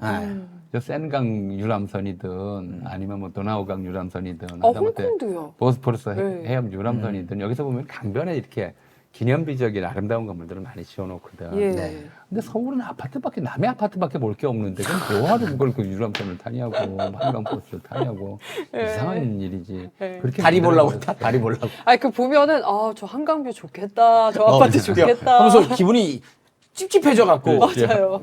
저 사람들 계속 볼 수 있는 거 아파트의 아니야. 도시가 그렇게 안 했으면 이 인구를 수용할 수가 없는데 예. 그러니까 계속 오를 수밖에 없었어요. 예. 인구가 10배로 들으면 집값도 10배로 오른다고 생각하는 게 정상이지 사실은. 그 기하급수적으로 올라요. 네. 근데 저는 지금 뭐 정부 여당도 그렇고 야당도 그렇고 조중동 언론도 그렇고 제일 중요한 문제를 빼먹고 있어요. 뭡니까? 인구. 인구. 토지 부동산 가격이 오른다. 우리가 토지 가격이 오르는 거는 결국은 인구 집중 때문이에요. 인구와 토지 사이의 불균형 때문에 계속 나타나는 현상이고 네. 사람마다 더 넓은 면적에서 살고 싶어 하기 때문에 더 이제 집값이 당연히 더 뛰는 거였어요. 그리고 지금 한국인의 1인당 평균 거주 면적이 언제냐면 1960년, 50년대 말 예. 서울 시민 예. 1인당 실거주 면적이 지금 윤석열이 자기 그 감방이 무슨 3평? 네, 세 평이라고 투덜투덜. 1.8평 뭐 3평이 세 평이래요. 2.8평 정도 된다. 네, 네. 투덜투덜 되잖아요. 50년대 말에 서울 시민 1인당 실거주 면적이 1평이 안 됐어요. 진짜요? 단칸방에 4식구. 그렇죠. 저도 그렇게 살았으니까. 그렇게 사니까. 그 좁아갖고 어떻게 되는 줄 알아? 네. 나랑 아빠랑 머리를 이렇게 놓고 네. 형이랑 엄마랑은 머리를 이렇게 놓고 요렇게. 넷이 하면은 어깨 때문에 이게 넘쳐나니까 네. 진짜 이만했어 방이. 아. 이만한 방에서 그냥 넷이서 이게 크로스로 잡고 막 그랬거든요. 그러니까 한 평이 뭐야 그게. 이재명 대통령도 굉장히 어렵게 이제 성남시 살았잖아요. 1980년대 중반까지도 예를 들어 지금 봉천동 거기 달동네라고 불리던 곳인데 예. 이제 그쪽에는 단칸방에 7식구가 살아. 어떻게 자냐 그랬더니 애들은 예. 문 없는 벽 3개에다가 선반을 걸어놓고 선반에 올라가 잤다는 거예요. 그러니까 맨날 그랬어. 근데 이재명 대통령이 더 어려웠지. 네. 그렇게 사는 집들이 있었어요. 실제로 1인당 실거주 면적이 한 평이 안 되는 상황이었어요. 넓게 사는 사람까지 해가지고 다 평균 낸 거니까 그렇죠. 하층은 더 했겠죠. 네, 당연하죠. 와. 단칸방에 4식구, 5식구 이렇게 사는 집들이 하긴 한둘이 생각해보면 아니까, 서울에서는. 제가 80년대생인데도 저도 어릴 때는 단칸방에서 4식구 그러니까. 같이 잤던. 그러니까 그렇게- 꽤 많은 아이가. 맞아요. 그러니까 그 시대를 생각하면 우리가 불과 반세기 만에 음. 1인당 실거주 면적이 지금은 몇 평쯤 되냐면 지금은 거의 내 식구가 보통 20평대 뭐 기본이죠. 살잖아요. 예. 3평 이상씩 돼요. 예. 3평에 5평까지 늘어나가지고 엄청나게 이제 면적이 늘어났어. 실거주 면적 자체가 늘어났고 일본보다도 우리가 일본 사람들이 한국에 와서 보면 이런 넓은 집에서 사냐 같은 집 보통 예. 그렇게 얘기를 해요. 예. 그게 사실 아파트 많이 지은 그런 결과이기도 해요. 근데 이제 이 상황이 끝나가고 있어요. 1971년까지 1년간 100만 명씩 태어났거든. 네. 근데 요즘은 연간 25만 명 정도 태어나요. 우리 형 때가 아마 우리 형이 71년생이거든요. 그때가 완전 베이비 붐. 58년부터 71년까지 예. 이 기간 동안 13년 동안 매년 100만 명 이상 태어났어요. 이야. 그때 이후로 꺾이긴 했을 건데 예. 아무튼 매년 100만 명 이상씩 태어나는데 이제 지금부터는 매년 50만 명씩 줄어들어요. 인구. 50만 명씩 줄어든다. 예. 그러니까 제가 좀 걱정이 되는 게 그런 거예요. 지금 압구정동이나 이런 강남 일대 40평, 40층, 50층짜리 초고층 아파트를 짓겠다는 거예요. 예. 그렇게 지어야 이제 건축비가 나오고 그러니까. 음. 근데 그동안 우리의 관성이라고 하는 것이 그렇게 지어도 근데 오래돼서 건물이 낡으면 네. 더 높게 재건축하면 음. 이익이 된다고 생각을 해왔어요. 그렇죠. 관성이었어요. 예. 근데 이제는 안 돼요. 음. 40년 뒤 인구는 4천만 명으로 줄어들 거예요. 음. 그 건물 재건축할 때쯤 되면 네. 인구는 4천만 명 줄어들 것이고 음. 1,000만 명 정도 줄어들 것이고요. 네. 그리고 이제 정부 정책에 따라서는 이제 이건 뭐 지역에 소멸 지방들이 자꾸 생기잖아요. 네. 지방 소멸을 막아서 서울 분산 정책이 추진된다면 서울 인구는 지금보다도 20-30% 줄어들 가능성이 있어요. 네. 커요. 그러면 교수님의 말씀은 가만히 우리가- 있으면 빠진답니까? 우리의 관성적 사고를 놓고 보면 굉장히 위험하다. 아. 잘못하면은 20-30년대 정말 대형 폭탄 터진다. 진짜 버블이 말도 안 되는 수준으로 해가지고 지금 무리해서 집 샀다가는 진짜 거지 될 수 있다. 인구가 유지되는 상황에서 집값을 지탱하기도 어려운데. 그렇죠. 지탱이 되는 건데. 네. 그것도 이제 어디에 근거하냐면 좀 더 넓은 면적을 쓰고 싶은 욕망. 네. 이런 것들인데 면적이 1인당 거주 면적이 넓어지면 거기에 들어가는 비용도 늘어나요. 그렇죠. 뭐 청소하기 힘들고 예, 예. 냉난방비 더 많이 들어가고 네. 이제 이런 문제들이 다 생기거든요. 다 그런 것들 때문에 지금 무슨 뭐 서울에 똘똘한 집 한 채 뭐 이런 얘기들 하고 있잖아요. 네. 서울이 축소되지 않을 것이라고 하는 확신 속에서 나타나는 현상인데 그렇죠. 지금 재건축 우리가 해야죠. 하는데 저는 이 재건축에 대해서는 어떤 좀 그 재건축 추진 주체들 네. 내가 이 폭탄을 누구한테 넘기고 떠나겠다는 생각이 아니라 네. 좀 생각할 각오를 단단히 해야 돼요. 그러니까 지금 재건축해가지고 새로운 집에 들어가가지고 그 집이 이제 한 40년 수명이 되니까 그때쯤 되면은 그건 완전히 그냥 깡통이 될 수 있다. 그냥 감가상각만 남는 것이지. 예. 주택이 지금까지의 주택 개념은 감가상각 없는 자산이었어요. 그랬죠. 계속 이게 누가 이제 경쟁자가 들어오니까. 좀 뭐랄까 아주 특이한 주택 현상이었거든요. 예. 집이 감가상각이 안 돼요. 사두면 올라요. 네. 오른다고 생각을 하고 그런 믿음을 뒷받침해 준 것이 계속적인 인구 증가였어요. 네. 인구 증가였고 1인당 거주 면적 확대였고요. 근데 이제 이게 일종의 좀 포화 상태에 전 이르렀다고 생각을 하고요. 네. 우리가 만약 20년, 30년을 내다본다면 건축은 그런 거잖아요. 예. 집을 20, 30년 만에 헐 수는 없잖아. 내다본다면 이건 좀 인구가 감소되는 현상에 있고 1인당 거주 면적을 더 넓힐 필요가 별로 없는 상황까지 와 있기 때문에 네. 이제 아파트 값이 지금처럼 1960년대 이후 지금에 이르기까지처럼 그렇게 계속해서 올라가는 그런 물건은 아니다. 이거는 감가상각에 있는 내구 소비재일 뿐이다. 네. 그건 우리가 생각을 바꿔야 되는 문제가 아니라 바꿔야 되는데. 그렇게 돼갈 거예요. 네. 그래서 거기에 대해서 우리가 저는 그래서 정부도 그렇고 언론도 그렇고 그 경고를 해줘야 돼요. 안 하죠. 오히려 부추기죠. 지금 안 사면 너 죽어. 거지돼. 그렇죠. 이렇게 얘기를 하는 거예요. 지금 이런 생각, 우리가 그동안 아파트로 돈 벌어왔던 세대들에 대한 생각, 그들의 관성을 가지고 인구 감소 네. 시대를 맞으면 이걸 잘못하면 지금 딱 들어가는 사람들은 용코로 물릴 수가 있겠네요. 근데 이런 얘기 하면 뭐 하나? 하면 뭐해? 조선일보, 중앙일보, 동아일보 이런 애들 집값 부추기는 거 봐요. 아니, 오늘 봐요, 지금. 그게 그 언론사 최대 광고주들이 다 나쁜 놈들. 건설회사들이 예. 지난번에 한번 거기 벼락거지도 만들고 죽였잖아요. 예, 이제 건설이라고 하는 것이 그런 문제들이 좀 있어요. 그래서 그러니까 이 근대화 인구 급증기에 이 부동산 가격이 올라가는 건 어쩔 수 없는 현상이에요. 세계적인 현상이고 또 그렇게 될 수밖에 없고 또 게다가 생활 수준이 향상되고 거주 면적을 늘리려는 욕망들이 있기 때문에 네. 이런 것들 때문에 그동안 아파트 값이 계속 말이 안 되는 소비재였거든요. 내구 소비재란 말이에요. 네. 내구 소비재는 소비자가 아니라 투자품처럼 돼 있던 것인데 앞으로 얼마 안 있으면 네. 제가 지금 인구 감소 추세를 보건대는 이거 다시 내구 소비재로 자리를 잡을 것 같아요. 그래야 됩니다. 네. 그래야 됩니다. 좋은 말씀이었고 이 말 세 개 안 듣고 했다가 큰일 날 수 있다. 중요한 건 참 교수님이나 저나 멋진 사람 같아요. 다 작아거든 집이. 그런데 오르는 거 원치 않아. 예. 난 강남을 못 갈 걸 알아.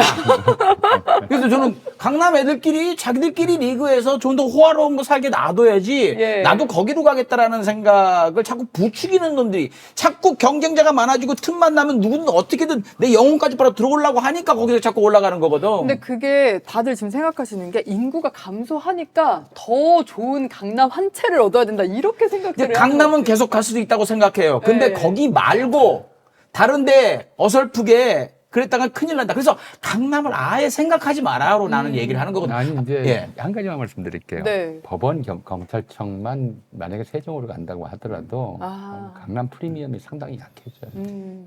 솔직히 말씀드리면 대통령도 심각하게 고민하고 계실걸요? 수밖에 없었던 것이 좀 얘기를 하자면 태조 이성계가 개경에서 한양으로 도읍을 옮겼고요. 네. 정조가 수원 화성을 짓고 실제로 천도를 생각을 했었어요.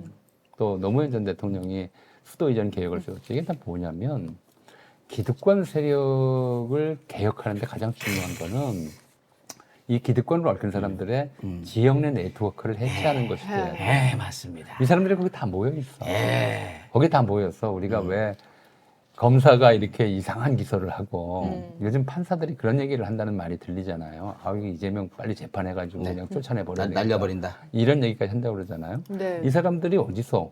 이 사람들이 무슨 뭐 공식적으로 전화할 필요 없어요. 그냥 같은 동네에서 뭐 헬스장에서 만난다든가. 산책하다 만나고. 그렇죠. 공원에서 만난다든가. 예.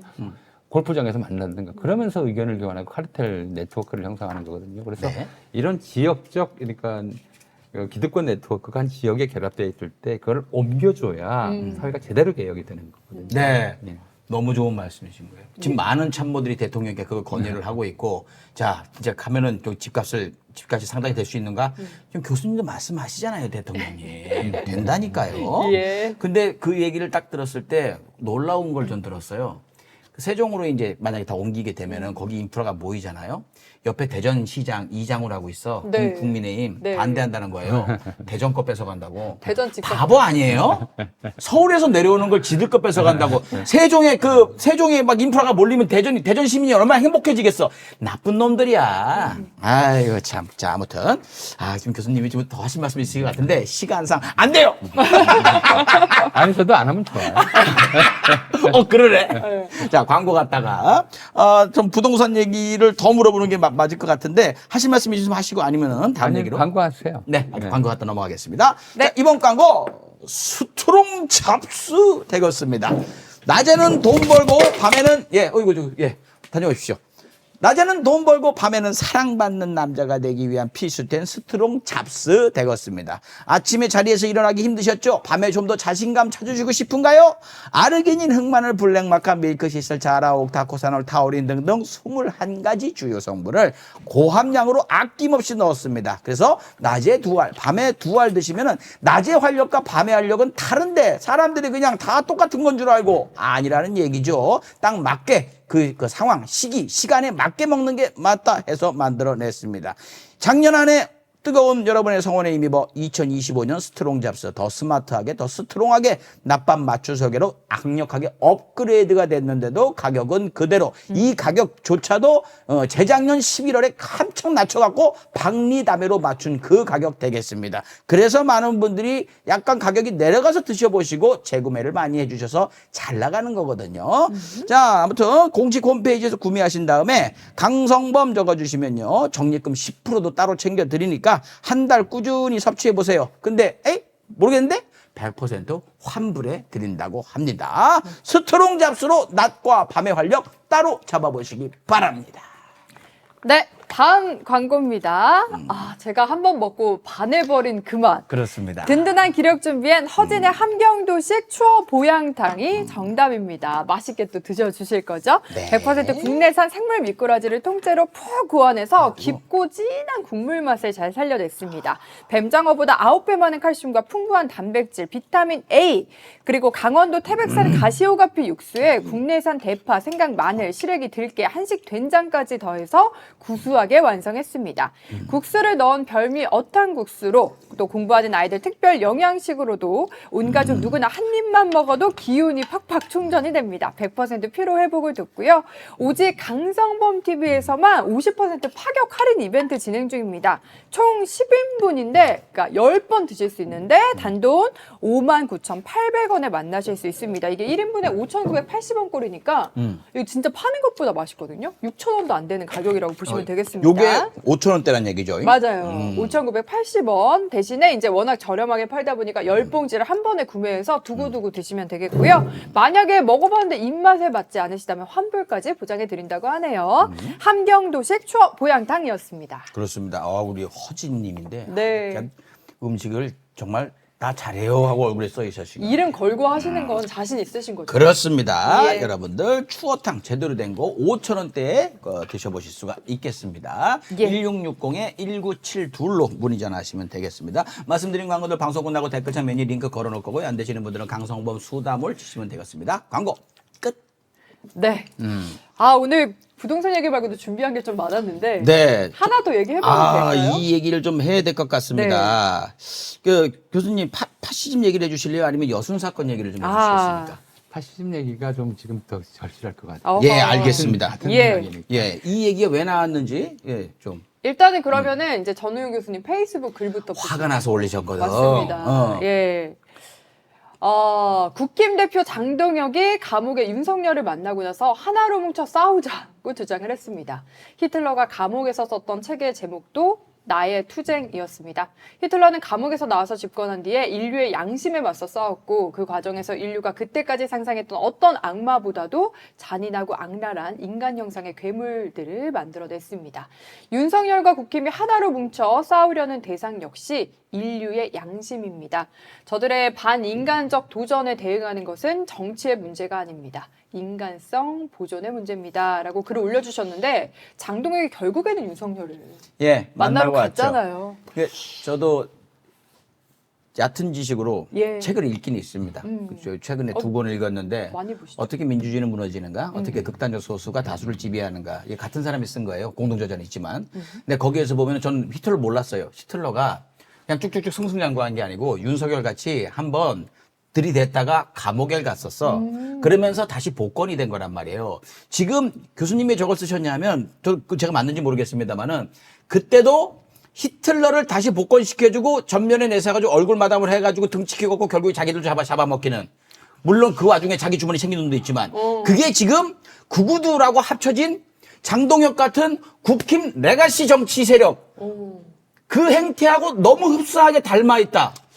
그건 지금 뭐 정치권 내부에서 예를 들어서 조국 혁신당 조국 대표 같은 경우에는 극우와 결별하라고 주문하잖아요. 네. 근데 그 말이 안 되는 것 같아요, 제 생각에는. 이미 이미, 극우가 됐어. 예. 국힘 자체가 그거다. 국힘 자체가 이미 예. 극우가 돼 있고 이 극우 이념이라고 하는 것이 결국 민주주의를 무너뜨리고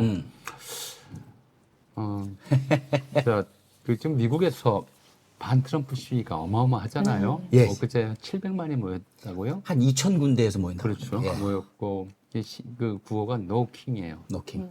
우리에겐 임금이 필요 없다. 임금이 없어야 된다. 김건희가 변정전 용상에 앉은 어좌. 어좌에 앉은 그 행위 자체는 자기가 왕이다라고 하는 거잖아요. 사실은 왕이 아닌 사람이 거기 앉았다가 들통나면 능지처참이에요. 옛날엔 어떻게 되는 거예요? 능지처참이죠. 능지처참. 왕이 사지를 떼어내는 거요? 예, 그럼 감히 앉을 생각을 누가 대역죄죠. 했겠습니까? 아니, 그걸 예. 떠나서 거기는 왕도 아무 때나 앉는 자리가 아니에요. 정사를 볼 때만? 아니 정사도 거기서 아니에요? 안 봐요. 아, 정말요? 경복궁을 놓고 보면 네. 전각마다 기능이 있어요. 이거 중요해. 예. 맨 앞에 있는 게 근정전이라고 그래요. 네. 정전이라고 그래요. 어. 국가의 공식 행사 때만 써요. 그 저기 바닥에 돌 깔려 있고 이렇게 비석 세워져 있고. 품계석이라고 하죠. 예. 관리들은 그 앞에 쭉 서서 조회라고 해서 예. 뭐 한 달에 한 번이나 며칠에 한 번씩 그 쓰는 자리이고 외국 사신 왔을 때 거기서 이제 접대하는 자리이고 근정전. 근정전이고 그 뒤에 있는 건물을 사정전이라고 그래요. 사정전. 요거를 우리가 편전이라고 그래요. 편전 들어봤습니다. 평상시에 정사를 보는 곳은 편전에서 해요. 여기군요. 편전에서. 예. 그래서 그다음에 그 뒤에를 강령전이라고 그래요. 강령전도 그건 또 들어봤습니다. 심전이라고 그래요. 왕이 자는 곳. 침전. 예. 그 뒤에가 교태전이에요. 느낌 와요? 예. 어떤 느낌이에요? 교태를 부린. 이름이 참 노골적이에요. 오, 그런 진짜냐? 아니요, 그런 뜻이 아니에요. 아니에요? 예. 어? 교합하다 할 때 교자고요. 예. 클태자예요. 큰 인간들이 교합하는 것이에요. 그런 뜻이구나. 그럼 거기서 뭐 한 거예요? 왕과 앙비가 동침하는 것이죠. 그러니까요. 예, 맞잖아. 교태를 부리는 것과는 인간들이. 달라요. 그거 다른데 아무튼 예. 참 창덕궁에 그에 해당하는 인물은 대조전이거든요. 어. 이름도 큰 거 만드는 건물이란 뜻이에요. 큰데 지을 조. 네. 예. 그런 식이에요. 이름이 참 노골적으로 지었죠. 예. 예. 근데 그 어자는 그래서 왕도? 그거를 이제 경복궁 이제 예. 뭐랄까요? 거기까지를 교태전을 중궁이라고 그러고 중전이라고 그래요. 예. 가운데를 그러니까 이제 보면 정전, 편전, 네. 신전, 중전. 예. 그리고 중전 뒤쪽을 후궁이라고 하고요. 번역 이름이에요. 후궁도 사람 이름이 아니고. 아하. 그리고 이제 그 위쪽에 이제 후궁으로 가는 중간에 대비가 있으면 대비전을 어머니. 자전이라고 그러고요. 작전이요? 자전. 자전. 자전. 예. 자유로운 어머니가 사는 곳에서 그 남쪽에 그러니까 이제 동쪽 중전 동쪽에 있는 곳이 이제 궁궐의 동쪽이니까 거기를 동궁이라고 그런 거죠. 동궁. 네. 세자가 사는 세자전. 네네. 아, 세자가 동궁. 아, 동궁전. 예. 그러니까 중전 마마, 동궁 마마 하는 게 다 그런 궁궐의 위치 때문에 붙는 거예요. 아하. 그러니까 근정전 옥좌는 예. 공식 행사 때만 써서 왕도 함부로 자주 앉는 게 아니에요. 그럼 언제 그 어자에 앉는 거였어요? 그러니까 왕도? 왕이 이제 조회, 네. 만조백관의 조회를 받을 때, 네. 아니면 이제 외국 사신들 있을 때, 이럴 때나 국가에 큰 행사가 있을 때. 왕도 경건한 마음으로 딱 세팅하고 각 잡고 그렇죠. 앉는 곳이었군요. 그렇죠. 편하게 저 정사 보고 하는 그런 자리가 아니에요. 예. 거기에 슬리퍼 신고 아주 앉을 그런 자리가 아니란 말이에요. 그러니까 이건 뭐 완전히 이제 조선 사실은 이게 자기를 높이는 것뿐만 아니라 조선 왕조의 역사를 능욕한 거죠. 뭐 얘기가 좀 많이 빗나갔는데 네. 이제 왕 얘기를 했잖아요. 네. 사실은 이 파시즘이라고 하는 것이 1차 세계대전이라는 것이 전 세계에 엄청난 변화를 만들어내요. 네. 세계대전 중에 일어난 사건만 좀 놓고 보죠. 하나는 1917년에 1914년에 발발해서 1918년에 전쟁이 끝나요. 네. 이 기간 중에 무슨 1917년에 러시아에서 혁명이 일어나서 인류 사상 두 번째로 평민들이 황제를 죽이는 일이 생겨요. 네. 네. 왕이 없어졌어요. 두 번째로는 이 전쟁이 끝나면서 전쟁의 패전국들이 어떤 나라였냐면 오스트리아 헝가리 제국과 오스만 터키 제국 그리고 독일 제국이었어요. 네. 이 3대 이제 그 이른바 전쟁 한 축이었죠. 이 나라들이 해체되면서 왕이 사라져요. 1차 대전 끝나고. 해체되고 예. 끝나고 독일도 바이마르 공화국이 됐고 오스트리아 헝가리 제국도 해체가 돼 버리면서 이제 또 오스만 터키 제국도 해체되면서 왕이 없는 공화국들이 생겨요. 지금에 와서 생각하면 예. 요즘 사람들 기준에서는 야 왕이 없으니까 이제 우리끼리 좋은 나라 만들자 이럴 것 같은데 예. 그 당시 사람들 볼 때 왕이 사라진다는 것 그것도 전쟁에 져서 왕이 사라졌다는 것 아, 그러네요. 굉장히 허전한 일이죠. 너무 불안하기도 할 것 같아요. 그러니까 약간. 네. 특히 이제 전쟁이 민족 간 국가 간 전쟁으로 일어났잖아요. 네. 우리가 이제 독일인들의 입장에서 한번 보죠. 그 당시에 영국에는 아직도 왕이 있어. 네, 그렇죠. 예. 이긴 나라니까. 프랑스도 있고. 예. 프랑스는 그때는 이제 공화정으로 돌아온 아, 다음에 돌아간 거야? 그때 없었어? 예. 프랑스에 왕 네, 없었어. 없었구나. 예. 아, 나 모르는 눈치구만. 그것도 모르나? 예, 아무튼 말씀해 주십시오. 그러니까 그런 상태에서 패전국에서 왕이 없어진다는 것이 굉장히 허전함 같은 게 있어요. 그리고 왕이 있을 때 사람들이 생각하는 뭔가 자기들의 뭉치는 구심점을 수역하는 예, 의지하고. 예. 그러니까 그런 거였죠. 우리 요즘 애국심 그렇게 얘기를 하잖아요. 예. 근데 1890년대 대한제국에 고종이 있을 때는 우리가 네. 애국이란 말을 따로 쓰질 않았어요. 왕이 있으니까. 앞에 충군 애국을 붙여요. 임금에게는 충성하고 임금은 높은 사람이니까 충성대 대상이야. 네. 그럼 나라는 충국이라고 안 해. 음. 사랑한다는 거는 가족 간의 또는 연인 간의 관계예요. 상대적으로 평등한 관계예요. 네. 나라는 나보다 높은 상대가 아니야. 아. 우리가 나라인 거지. 왕의 소유물이고. 네. 나라도 백성도 왕의 소유물이에요. 네. 그래서 애국심이라고 그러지 충국심이라고 안 그래. 나라에 충성한다는 말은 원래 없었어요. 임금에게 충성하는 것이죠. 예. 나라는 충성의 대상이 아니었단 말이에요. 근데 임금이 사라져 버렸으니까 예. 충성할 대상이 없어지잖아요. 네. 네. 누가 나쁜 놈이지? 우리가 이렇게 놓고 볼 때 누가 역적이지? 아주 간단했어요. 임금 말을 안 들으면 역적인 거고 네네. 임금에게 충성하면 그게 충신인 거예요. 근데 그 임금이 사라져 버리면 네. 국민 통합의 구심점이 사라진 것처럼 느껴져요. 우리가 어떻게 뭉치지? 저런 나라들은 또 임금이 있어서 임금을 중심으로 뭉쳐 있는데 영국 같은 데는 우리 네. 독일인들은 임금이 없어. 여기 첫 번째 파시즘이 토양이 생겨요. 아, 그 틈을 비집고. 그러니까 우리가 단결해야 되는데 민주주의라고 하는 걸 보니까 바이마르 공화국 민주주의를 보니까 여야로 갈라져서 사람들이 서로 정권 잡겠다고 싸워. 그럼 우리도 그런 얘기를 참 많이 해요. 이게 이제 가장 비민주적인 사고방식이야 이게. 국회가 싸운다고 욕해. 국회는 싸우라고 있는데. 그렇죠.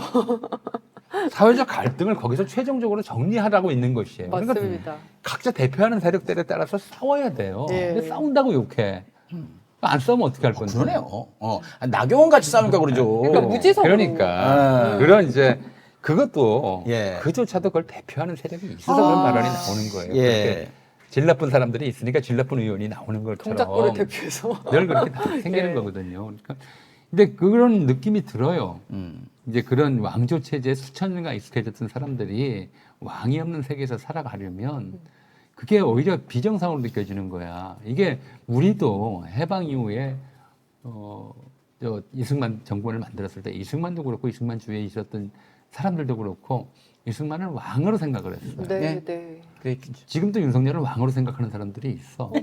진짜. 지금도 미국에도 트럼프가 왕이 되기를 바라는 사람들이 있고 있죠. 그렇게 돼야 자기 나라가 강해진다고 생각하는 아. 거예요. 하나로 뭉칠 수 있다고 생각을 하는 거예요. 예. 이런 것들을 이제 그런 대중의 심리가 있어서 한편으로는 이제 유사 왕정 체제를 만들려고 했던 것이 파시즘의 하나의 측면인데 네. 단결해야 된다. 음. 왕을 중심으로. 근데 단결을 어떻게 할 거냐? 저 사람은 뭘 믿고 왕이라면 혈통을 믿고 하는데 저 사람은 어쨌든 간에 뭐 투표로 인해 뽑았든 아니면 자기가 이제 총리였다가 승계를 받았든 권력 승계를 받았든 네. 어쨌든 그건 뭐 혈통에 의한 정당성이 보장되는 건 아니지 않느냐. 이제 그런 걸 히틀러도 알고 독일인들도 알아요. 네. 그럼 그 사람들을 뭉치게 하는 가장 나쁜 방법이 뭐냐면 전쟁? 공동의 적을 만드는 적을 거예요. 만들고. 아. 네. 공동의 적을 만들고 그 적을 아주 비열하고 파렴치한 자로 만드는 묘사하는 거죠. 우리와 같은 인간을 묘사를 안 해요. 네. 자, 윤석열이 2023년 광복절인가 2024년 광복절인가 거기서 경찰서에서 뭐라고 그랬냐면 아직도 외워요 나는. 공산 전체주의자들은 늘 민주화 운동가, 인권 운동가, 진보주의 활동가로 위장하고, 아하. 그죠? 야비하고 폐륜적인 허위 선동을 일삼아왔다. 이렇게 얘기를 해요. 또 화가 올라오네. 이렇게 얘기를 하고 계엄 포고령도 파렴치한 종북 반국가 세력으로부터 자유민주를 일거에 척결하고 자유민주주의 체계를 지키겠다고 그래요. 맞아요. 그렇게 얘기를 해요. 예. 이게 이제 히틀러식 어법이거든. 파시즘의 어법이에요. 누군가를 자기 사회 내에, 국가 내에 또는 이제 자기 국가 밖에든 우리 공동의 적이 이렇게 파렴치하고 폐륜적인 집단이니까 야비하고 비열하고. 그렇게 이제 씌워버리는 거죠. 낙인을 찍어버리고 저들을 죽여야 한다. 예. 이제 그런 그 이름으로 이제 호명하는 순간 네. 그럼 저것들은 죽여야 된다는 생각을 갖게 만들어요. 네. 그러면서 사람을 이제 이른바 잔인무도 아닌가 그 대상이 일차적으로는 유대인이었고 네. 당시 독일인들이 파시즘을 결집시키는 과정에서 네. 600만 명 학살하는 일이 벌어지는 게 그런 거잖아요. 그 다음에는 이제 영국인이고 뭐 미국이나 프랑스 연합국이었고요. 예, 그러면서 전쟁. 일본도 비슷한 상황을 걸었어요. 음. 처음엔 중국인이었다가 네. 그다음에 미국과 영국인이었다가 계속 그렇게. 우리도 한국에서는 이제 계속해서 이런 이제 북한이 저러고 있으니까 우리도 단결했다고 단결 논리로만 갔단 말이에요. 그리고 네. 단결을 위해서 강력한 지도력 하에 전 국민이 일치 단결해야 한다. 그럼 뭐 이제 민주주의 하지 말라는 얘기예요. 사실 파시즘 국가 계속 해왔던 거죠. 적을 무찌르기 위해 네. 우리 뭉쳐야 된다. 그렇죠. 왜냐하면 이 뭉치는 사람들이 이제 뭉친다기보다도 사람들이 서로 어울리게 만드는 조건들이 있어요. 해방 당시에도 우리 그런 문제 고민들을 많이 했어요. 그때만 해도 이제 2차 대전이 다 끝난 다음이고 그리고 이제 그런 상태에서 제국주의 지배에서 갓 해방되고 우리가 이제 힘을 길러야 우리가 하나로 뭉쳐야 나라가 분단되기 전이니까 분단되는 예. 걸 막을 수도 있고 또 세계에서 좀 어깨를 펴고 살 수 있다 이렇게 생각을 했어요. 그래서 나온 얘기가 이제 손진태라는 역사학자가 계셨는데 이분이 그런 얘기를 해요. 단결하면 흥하고 분열하면 망한다. 뭉치면 살고 흩어지면 흩어지면 죽는다. 죽는다. 예. 똑같은 얘기예요. 그러니까요. 단결하면 흥하고. 이승만 전에 그 예, 얘기 예. 하신 거구나. 분열하면 아, 또 망한다. 카피했네. 그런데 이제 그 다음 말이 더 중요해요. 네. 뭐냐면 평등하면 단결하고 불평등하면 분열한다. 아. 이게 두 개 같이 가야 되는 거예요. 아. 그러니까 단결의 조건은 사람들 네. 사이에 불평등이 극심하면 당연히 분열하죠. 네. 네. 이게 이제 그 당시에 깨달은 거예요. 왜 그걸 깨달았냐면 파시즘은 일단 단결에 대한 열망이 굉장히 강하고 네. 그걸 위해서 어떤 좀 정책 상징을 중심으로 뭉쳐야 된다고 하는 그런 욕심들이 한편에 강했는데 네. 근데 그걸 단결시킬 수 있을 만한 사람들을 서로 다른 처지에 있는 사람들을 하나로 묶을 수 있을 만한 네. 그런 상황을 못 만드는 거예요. 못 만드니까 이제 어떤 상황을 만들어 버리냐면 이 사회적 불평등을 완화 해소하려는 노력은 전혀 안 기울이고 어떤 공동의 적에 대한 공포심만 키우는 이런 방법을 쓴 거. 그게 파시즘의 특징이에요. 그럼 아까 그 우리나라 그 옛날에 말씀하셨던 그분은 거기에서 진일보된 말씀을 하신 거네요. 평등을 그렇죠. 얘기했으니까. 근데 근데 이제 히틀러식은 신민족주의라고 그래요. 평등이 아닌 예. 적을 만드는. 그러니까 사회주의나 파시즘에 다 반대하면서 네. 예. 이제 그러니까 불평등 자체를 없애자는 게 그 공산주의였잖아요. 그렇죠. 근데 그건 아니다. 불평등을 없앨 수는 없는데 불평등이 너무 심하도록 방치해서는 안 된다. 이게 이제 어렵다. 국가적 단결을 이룬 조건이라는 거예요. 예. 그러니까 이제 우리말로 하면 양극화 해소. 아. 양극화 해소 정도가 돼요. 네. 아예 우리가 뭐 신분이 없고 단독할 뭐 수는 없으니까. 경제적 격차 없는 사회를 만들 수는 없잖아요. 예, 예. 다만 극단적인 양극화는 해소해야 사람들이 서로 화합할 수 있다라는 맞아요. 정도의 얘기란 말이에요. 그래서 네. 양극화 문제가 심각하다고 얘기하는 것이 국민의 분열을 심화시키고 내부적인 갈등을 심화시키기 때문에 이게 심각하다. 그 생각은 이미 해방 직후에도 있었어요. 네. 그렇다고 이제 뭐 사회주의처럼 그렇게 갈 수는 없다. 네. 그러니까 이제 그런 정도였었는데 이 파시스트들은 이런 문제들 뭉치면 살고 흩어지면 죽는다 그 뒤 얘기를 안 붙여요. 어떻게 뭉칠 것이냐? 어떻게 하면 뭉칠 수 있지? 이 고민을 안 해. 왜 안 하냐면 이게 왕조 시대의 사고로 그냥 그걸 떼어버리는 거예요. 트럼프를 중심으로 뭉치자. 이승만을 중심으로 뭉치자. 박정희 전두환을 중심으로 뭉치자. 윤석열을 중심으로 뭉치자. 이거밖에 답이 없어요. 그러니까 그렇게 뭉치려면 그럼 그 윤석열이 뭔데? 뭔데? 뭔데? 이렇게 질문하면은 대답할 말이 없잖아. 예. 그러니까 이제 중국에 맞서 싸우려면 윤석열이 예. 그러니까 협중을 계속 만들어 예. 조장해내는 거예요. 아. 뭔가 적을. 적을. 이전까지 북한이었다가 네. 북한이 보니까 이제 사실 만만해진 거예요. 네. 북한 때문에 우리가 뭐 이걸 가지고 우리가 전력을 기울여서 북한을 상대해야 될 만큼 그렇게 북한이 무섭지 않아. 이제는 할 거 다 했잖아요. 네. 했더니 그냥 북한에서 길 막아버리고 뭐 다 끊어버리고 오지 마 안 한다니까. 아니. 이거 무인기를 날려도 야 이거 왜 자꾸 보내고 그래 마. 이것만 하니까. 북한이 무섭지 않으니까 그랬거죠. 윤석열도. 북한은 이제 무섭지 않아요. 한국 사람 누구도 이제 북한 공산적 집단의 위협에 대비해야 된다 이런 얘기 좀 안 해. 예. 옛날엔 북한이 미사일 쏘면 막 주식시장 난리 났었거든요. 이제 반응도 없습니다. 지금은 무서워. 엊그제 쐈잖아. 야, 막 그 아까운 거, 막. 왜 쏘고 그래? 그 쌀이나 좀 사지. 아이고, 걸리적거리지만 말어. 뭐 이런 거. 북한의 그 국내 총생산이 광주광역시 정도밖에 안 된다고 그러잖아요. 그건 뭐가 무서워. 근데 그럼에도 불구하고 이런 그 무서운 적을 하나 찾아야 되니까 이번에 중국을 이제 끌어들인 거예요. 예. 네. 그래야 이제 뭔가 하나로 단결해야 되는 명분을 찾을 수가 있는 거거든. 네. 그러니까 심지어 이런 얘기도 나오잖아. 중국이 개입해서 한국 주가가 오른다. 뭐요? 축구요? 주가가 주가. 김민수요? 중국의 중국이 그럼 한국 주가를 올려서 중국한테 무슨 도움이 되나? 아이, 그러니까 신기해. 기업을 먹는데요. 네. 그거 먹으려면 옛날에 기회가 많았지. 지금같이 주가 오르는데. 그리고 중요한 건 저기 전체 외국인의 4%밖에 안 되는데 중국이 다 먹는다는 거예요. 그 사람 주장대로라면 이제 중국이 이재명 정부 도와주려고 한국 주가를 부양하고 있다는 거잖아. 지네 주가나 신경 쓰라고. 그러니까요. 지금 윤석열도 그렇고 김민수 같은 애들도 그렇고 보면 사람들의 그 인기를 못 얻는 이유 그리고 쿠데타가 성공하지 못하는 이유가 무능해서 그런 것 같은 거예요. 저 무슨 설득력이 있냐고요. 사고방식이 그렇게 돼 있어. 이 사람들은 그게 사실이라고 본인도 안 믿을 거야. 그렇죠. 계속 저렇게 이제 중국의 위협, 중국이 모든 면에서 한국을 뭐 좀 부정선거도 중국이 하고 네. 주가 조작도 하고 네. 뭐 다 해서 중국이 한국을 완전히 쥐고 있다. 전염병도 옮기고. 라고 하는 이제 그런 얘기를 퍼뜨리면서 중국 혐오감을 퍼뜨리고 그걸 통해서 이제 자기들의 이제 정치적 자양분을 삼으려고 하는 그 점에서 바로 히틀러가 유대인 담론을 만들었던 거가 똑같은 거예요. 혐오 대상. 네, 혐오 대상을 만들고 그리고 그 혐오를 정당화하기 위한 가짜 증거들을 조작하고 그래서 이 파시즘은 또 반지성주의라고도 얘기를 해요. 사람들이 상식적이고 지적으로 판단하면 도저히 있을 수 없는 일을 마치 사실인 것처럼 믿고 계속 반복해서 주입하는 거예요. 그래서 그렇게 괴벨스가 그렇게 얘기를 했잖아요. 선전선동. 예. 예. 처음에는 안 믿는다, 거짓말을 하면. 반복하면 의심하고 자꾸 반복하면 믿게 된다. 네. 괴벨스 주장을 계속 따라가고 있는 거거든요. 그래서 지금 한국 사회에서 좀 가장 저는 좀 중요한 문제가 아까 그 무슨 여순 같은 것도 같은 뭐 맥락 다음에 한번 얘기할 수 다음 시간에 얘기를 얘기하시죠. 하도록 네. 하고요. 지금 이런 식의 네. 이제 사실 우리뿐만이 아니에요. 전 세계가 지금 파시즘화 경향을 보이고 있어요. 맞습니다. 이 경향 자체는 기본적으로는 이제 경제적 불만에서 많이 유발이 돼요. 근데 그 경제적 불만을 이제 그 많이 가진 사람들이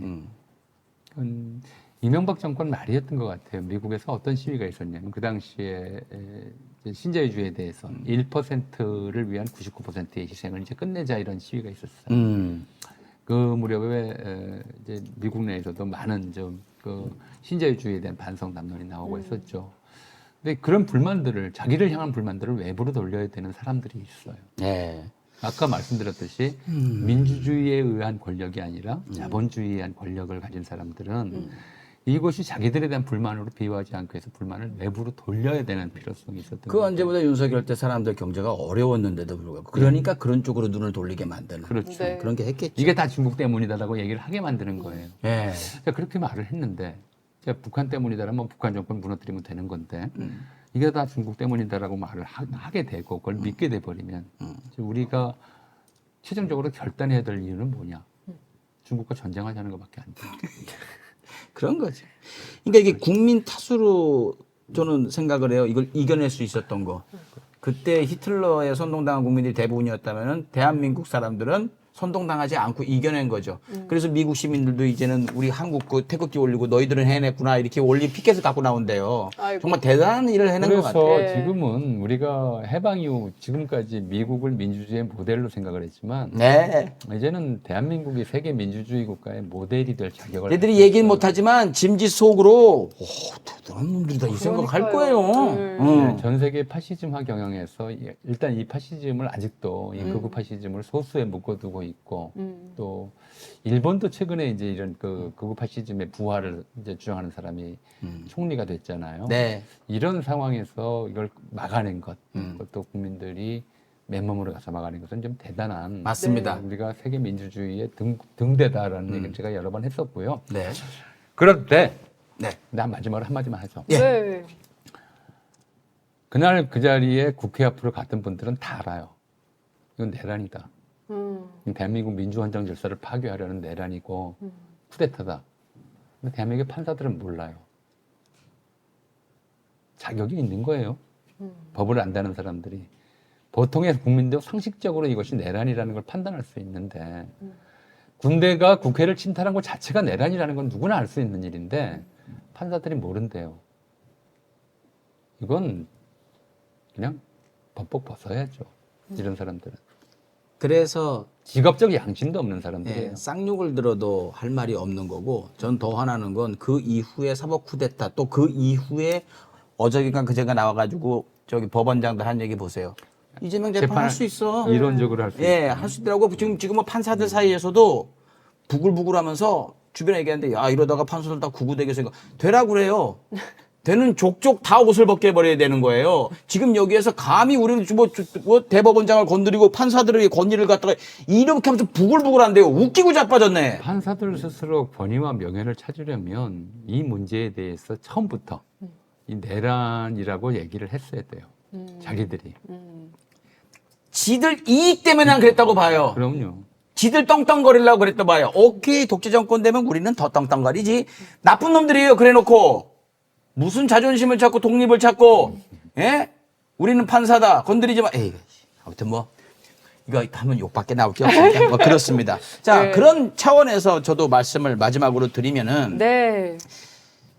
내가 당하지 않기 때문에 옛날 검찰개혁 집회 나갔을 때도 어떤 분이 소시민이 올라와서 한 얘기가 그거였습니다. 나 보수였는데 내가 검찰한테 한번 당하고 돈 있는 놈한테 내가 말도 안 되게 법원에서 지고 감옥 갔다 오고 나서 나는 진짜 검찰만큼은 없어져야 된다고 내가 나왔다 이 얘기를 해요. 예. 내가 당해봐야 하는 거예요. 그래서 미리 좀 아셔라, 여러분. 여러분 지금 계급 배반 투표하시는 분들한테 당신들은 진짜 있는 놈들한테 걸리면은 그냥 인생 끝장나도 찍소리도 못한다.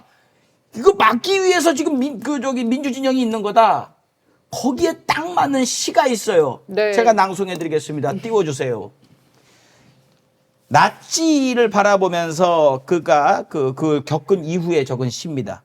처음 그들이 공산주의자를 잡아갔을 때 난 아무 말도 하지 않았다. 나는 공산주의자가 아니었으니까. 그 다음 그들이 사회민주당원을 잡아갔을 때 나는 아무 말도 하지 않았다. 나는 사회민주당원이 아니었으니까. 그 다음 그들이 노동조합원을 잡아갈 때 나는 아무 말도 하지 않았다. 나는 노동조합원이 아니었으니까. 그 다음 그들이 유대인을 잡아갔을 때 나는 아무 말도 하지 않았다. 나는 유대인이 아니었으니까. 그리고 마지막으로 그들이 나를 잡으러 왔을 때 내 편에 서서 말해줄 사람이 아무도 남아있지 않았다. 예. 저게 파시즘이 국민을 단결시키는 방법이에요. 저들을 하나씩 하나씩 쳐내고 그리고 자기들한테 동조하도록 강요하고 거기에 동조하지 않으면 쳐내고 네. 그렇게 해서 마치 단결한 것 같은 착각을 심어주는 것이고 저 네. 과정 자체가 반인도적 범죄가 되는 거죠. 네. 어. 저렇게 오케이 난 괜찮아 이런 거 그거 하다가 결국엔 자기가 당할 때는 그냥 쥐도새도 모르게 아무도 안타까우게 바라보는 사람 손 내밀어주는 사람도 없이 끝장난다. 그러니까 정말 아무도 윤석열이 파렴치한 종북 반국가 세력이라고 지칭한 사람들이 과연 노상원 수첩에 있는 한 3,000명 정도 아니면 박성재한테 보고한 이제 구치소에 3,600명 정도 이 정도였겠느냐. 지금 그구들은 개들 다 죽일 수 있는 건데 3,000명밖에 안 죽이는 건데 이 생각하게 지들 나중에 죽을 걸 생각하나. 이런 생각들이 그게 이제 반인도적인 거죠. 그게 좀 현대 인간이 한마디만 더 하자면 이 역사의 발전이라고 하는 것이 네. 돈만 늘어나는 게 아니에요. 인간성이 조금씩 고양되는 것. 그래야죠. 양심이 좀 질이 높아지는 것. 네. 이게 역사의 발전의 한 축이에요. 근데 그 생각을 전혀 못 하고 있어요. 김건희, 윤석열 같은 그런 자들을 존경한다면 네. 그냥 악마를 믿는 게 나아요. 악마 숭배가. 그것도 악마 숭배기예요. 네. 일종의. 네. 사실 현실은 되게 복잡하니까 그냥 딱 중국의 적이야 이렇게 해버리면 너무 편하거든요. 좀 생각을 하면서 다들 살아야 될 것 같습니다. 네, 시사와 역사가 결합된 저희 개떼들 시즌3 오늘 여기서 마무리해보도록 하겠고요. 재밌게 보셨으면 꼭 좋아요 그리고 댓글 부탁드리겠습니다. 다음 주에 돌아오겠습니다. 여러분 주말 잘 보내세요. 안녕.